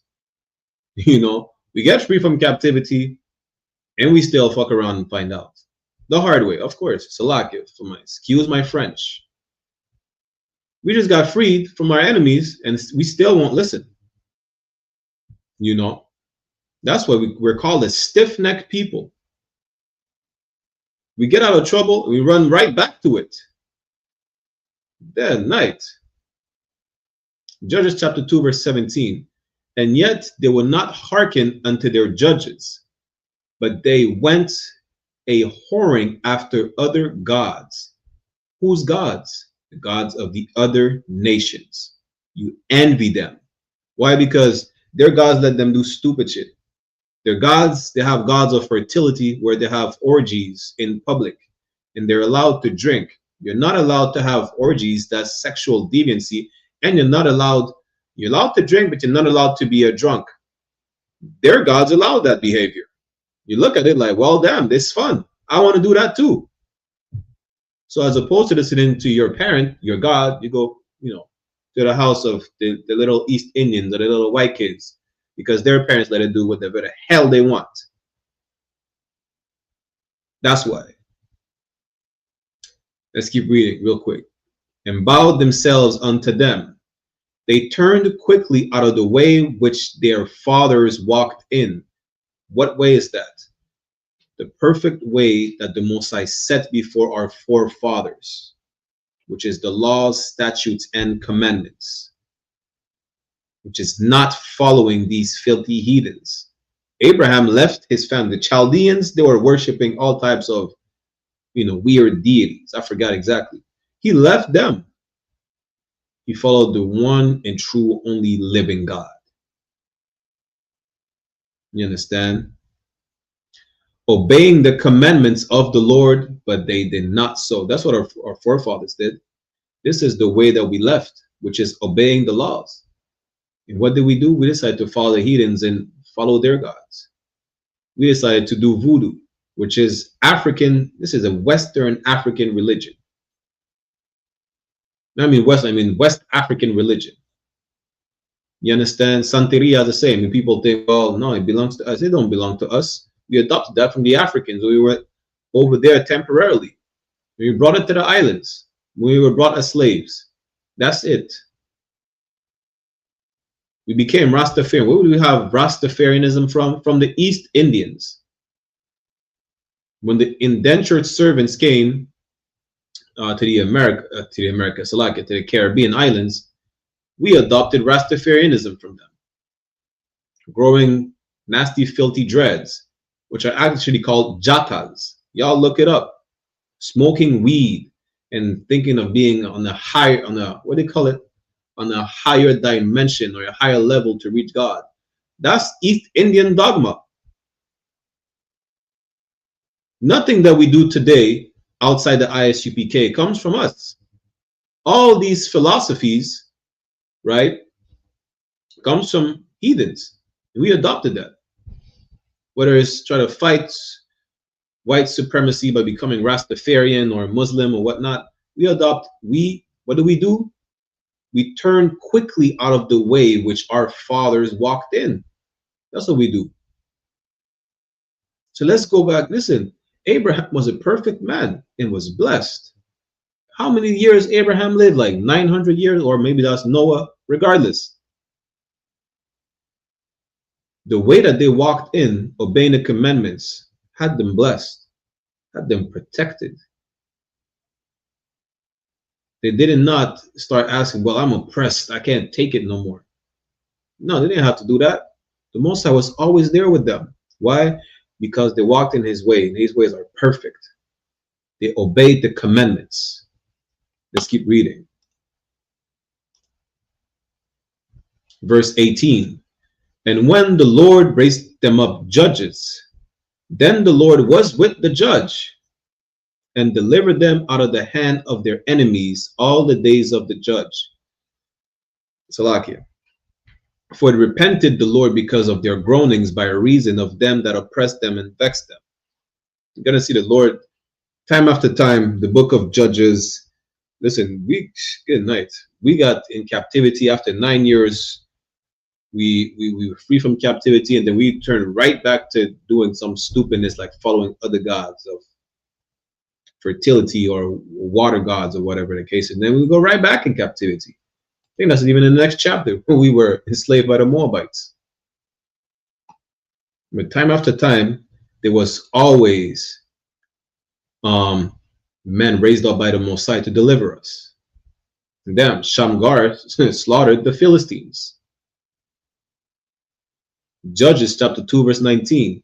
And it came to pass when the judge was dead that they returned and corrupted themselves more than their fathers. There's a pattern right here. It's like every time we disobey, you know, we're in trouble. We're in captivity. We're destroyed. And how do we disobey? By looking at these oppressors like them, they're having fun. We envy them and then we follow them and then we sin. We corrupt ourselves. We walk out of the way that our fathers walked in. You understand? And corrupted themselves more than their fathers in following other gods to serve them. These other gods belong to these other nations. And to bow down unto them. Why? Because you worship them. They cease not from their own doings, nor from their stubborn way. Yeah, there's not more people more stubborn than so-called Black, Latinos, and natives. Verse 20. And the anger of the Lord was hot against Israel. We're going to find out why he's not removing these nations. They were supposed to be set apart. Why are we surrounded by these filthy heathens? And that's exactly why. Because it doesn't matter whether or not you're around them, you're going to seek them regardless. You know how I know? Because a lot of y'all passport bros go to Asia to sleep with Filipino women. That's how I know. You don't have to be around Filipino people in the US or Canada. If there were none of them around you, you would take a flight and go sleep with a heathen. That's how I know. Judges chapter 2 verse 20. And the anger of the Lord was hot against Israel. And he said, because that this people had transgressed my covenant, which I commanded their fathers, and have not hearkened unto my voice. Because you refuse to listen time after time that I get you out of trouble, you refuse to listen, as opposed to following the example of your forefathers who listened. Verse 21, I also will not henceforth drive out any from before them of the nations which Joshua left when he died. This is why you're surrounded by heathens. This is why there's a Chinatown everywhere you are. These heathens are setting up shops in your neighborhood. That's why. Because you won't listen. They don't have to be close to you for you to follow them. Again, the great perfect example is these nasty passport bros. You know, they go marry like what? Me and Officer Raka, we spoke to a brother on TikTok. This nigga moved to the Philippines. They go marry Filipino people. They go to Thailand. They go to Japan, you know, they go to Australia. They go everywhere to seek a heathen woman. And then she's got to follow after a heathen guy. I know this brother, he's from Martinique. This man moved to Algeria. He married an Algerian woman. And you want to know what? He's a Muslim. But this is not our culture. You don't have to be raised up around Ishmaelites in France to become Muslim. He went and chased the Ishmaelite woman in Algeria. He married her, and then he converted to Islam. That's why the Lord is not removing these nations from us anymore. Till Christ comes back. In Isaiah, what is it, 14? You know, Isaiah 14 will put them back in their place. Until then, the Lord is not going to remove them from around us no more. Because ain't no point. You're still going to try to chase after them because it's fun to follow, I don't know, to bow down to a rock, to worship the East Indian god and smoke weed every day. You think it's fun. Whether or not they're around you, it's really irrelevant because you're going to chase after them. And then you're going to realize maybe I should not have done so because now I'm in trouble. I'm a drug addict because I smoke too much weed trying to be like an East Indian. The Most High will make sure that you get cured And 10 minutes later, you're going to follow another heathen, another fertility god. Now you're a drunk or a whore or a homosexual, and then you catch the monkeypox. Who knows? The Most High will get you out of your trouble, and you're gonna go right back to following the ancient Egyptians and worship a pigeon. The Most High got tired of it. He said, you know what? I'm not gonna remove any of these heathens away. Before that time, like example in Deuteronomy chapter 7, the heathens were removed. You know, what is it? The Hittites, the Hivites, all these heathens were removed from before us. But ever since the time of Judges, it's like, yeah, we need to learn it the hard way. You know, because whether or not they're around us, you're going to chase them regardless. So it's irrelevant. Now you're going to have to prove yourself. Judges chapter 2, verse 22. That through them I may prove Israel whether they will keep the way of the Lord to walk therein, as their fathers did keep it or not. And that's why these nations are around us. You know. Listen, you could be in the blackest town in America, and y'all will find you will all do white people shit. You will all you could be in the blackest town in America, and you will find a way to follow after white people. So whether they're around you or not is irrelevant. You have to show the Most High that regardless of what type of influence is around me, I will walk in your way that you set before my forefathers. You understand? And this is proof again. Envying our oppressor leads to our destruction. That was it. So we have to do what? Just like the 10 tribes of the northern kingdom said. They had to separate themselves and leave the multitude of the heathen. Go far, far, far away. Why? So that they may keep their statutes that they were never able to keep in their own land. With that, I'm going to end the class right here. I'm Priest and Officer 500 Barak Yalla with the I.S.U.P.K, which stands for the Israelite School of Universal and Practical Knowledge. It's on 1 West 125th Street, Harlem, New York, under Commandant General YAHANNA. You understand? It is time for you to separate from these heathens. Separate spiritually, meaning stop following after them. Don't even look at what they're doing. Don't even envy them. If you want to look at them with disdain, because they do weird stuff. It's not even. People say you're gonna try to preach in a hateful manner. That has nothing to do with it. You know, us loving what they do is the reason we want to do what they do. Let's look at it with, just like we were conditioned to love the blonde hair. Now our women wear blonde wigs. Let's recondition us to not want to do what these heathens do. Now, why would you eat snail? Why would you eat a bat? Damn. Why would you want to build a gym? Look up the origins of the gym. With that, I'm going to get a security announcements. Next week we'll have the class, the Brotherhood class in French, same topic. Tomorrow we will resume the Lashu and Kodash classes. We'll do that in English, right? Like, share, subscribe, comment, ask questions. Scan the QR code at the top right of the screen. And with that, I'm going to get a security announcement, and we'll see you next week's Shalom, Israel.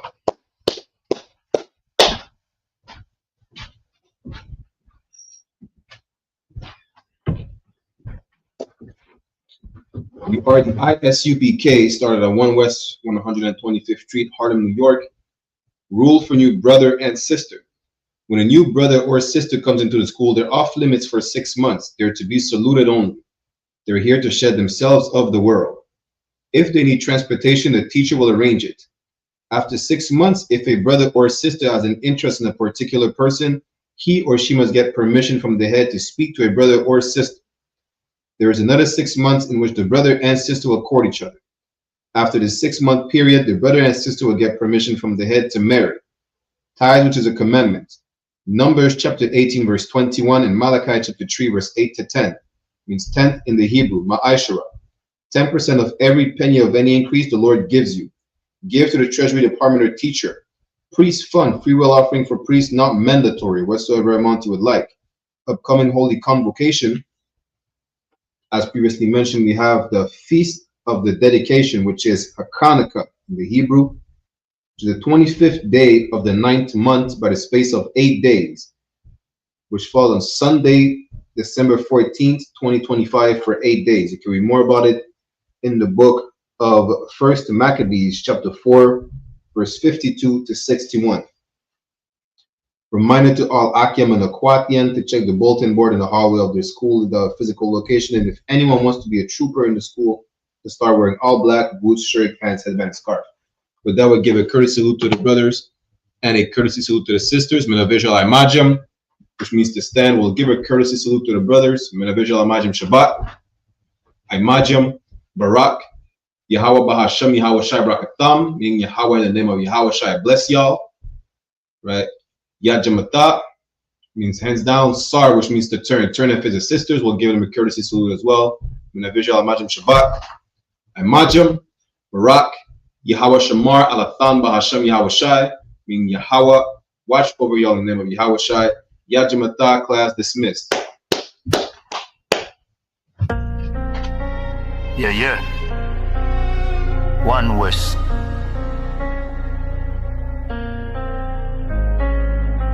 Some people live the good life, them and them stay on mummy pot dry. But they tell me I gotta die for happy, for have it. Millions, house and cars and bike. I got the pussy them don't want see we have a 1,000 tall up rifle. I got them want to see na fi we on. You know give we food fi we yam. And when the youth use brilliance, fuck up the road like Gideon. You start call man pillion. The bad boy, true me say don't rush me a bad fly. And true me no got church, me no baptize. Don't tell me no heaven in that sky when some people live the good life, them and them stay on mummy pot dry. But they tell me I gotta die for happy, no joy for the black boy. They get a youth, them a fuck up the road and tough up the code dust, no go below. See double 9 man a shuffle the board, and if you no know then you no fi know. Matic in a waist we no go lucky mode. This one West boy get up your load. Who no know when me no shoes and me no food and no clothes. We no do the posing, we no export. Us a wait for the right time for we explode. Hustle man a hustle charge you we make do, and we can't wait for the next show. Some people live the good life, them and them stay on mummy pot dry. Come and tell me I gotta die for happy, no joy for the black boy. Millions, house and cars and bike. I got the pussy them don't want see we have a 1,000 tall up rifle. I got them want to see na fi we on. You know give we food fi we yam. And when the youth get original, fuck up the road like Gideon. You start call man criminal, and killer them a search for them heaven on earth. Man a fi fight with the devil from birth. Poverty a time for your Lego man shirt. Yo man a fi stay blessed all when the land curse. All when the land curse. I know the GLE, them want see we in a one earth. The bad boy, true me said don't rush me a bad fly. And true me no got church, me no baptize. Don't tell me no heaven in that sky when some people live the good life, them and them stay on mummy pot dry. But they tell me I gotta die for happy, no joy for the black boy. Hey, listen, brothers and sisters, man. If you like what you hear, hit the subscribe button, man. Subscribe to this channel. And also, please, go to isupk.com and pay your tithe. Drop me some cash so we can move around this planet like we need to, man, and do the things we need to do. They're one West.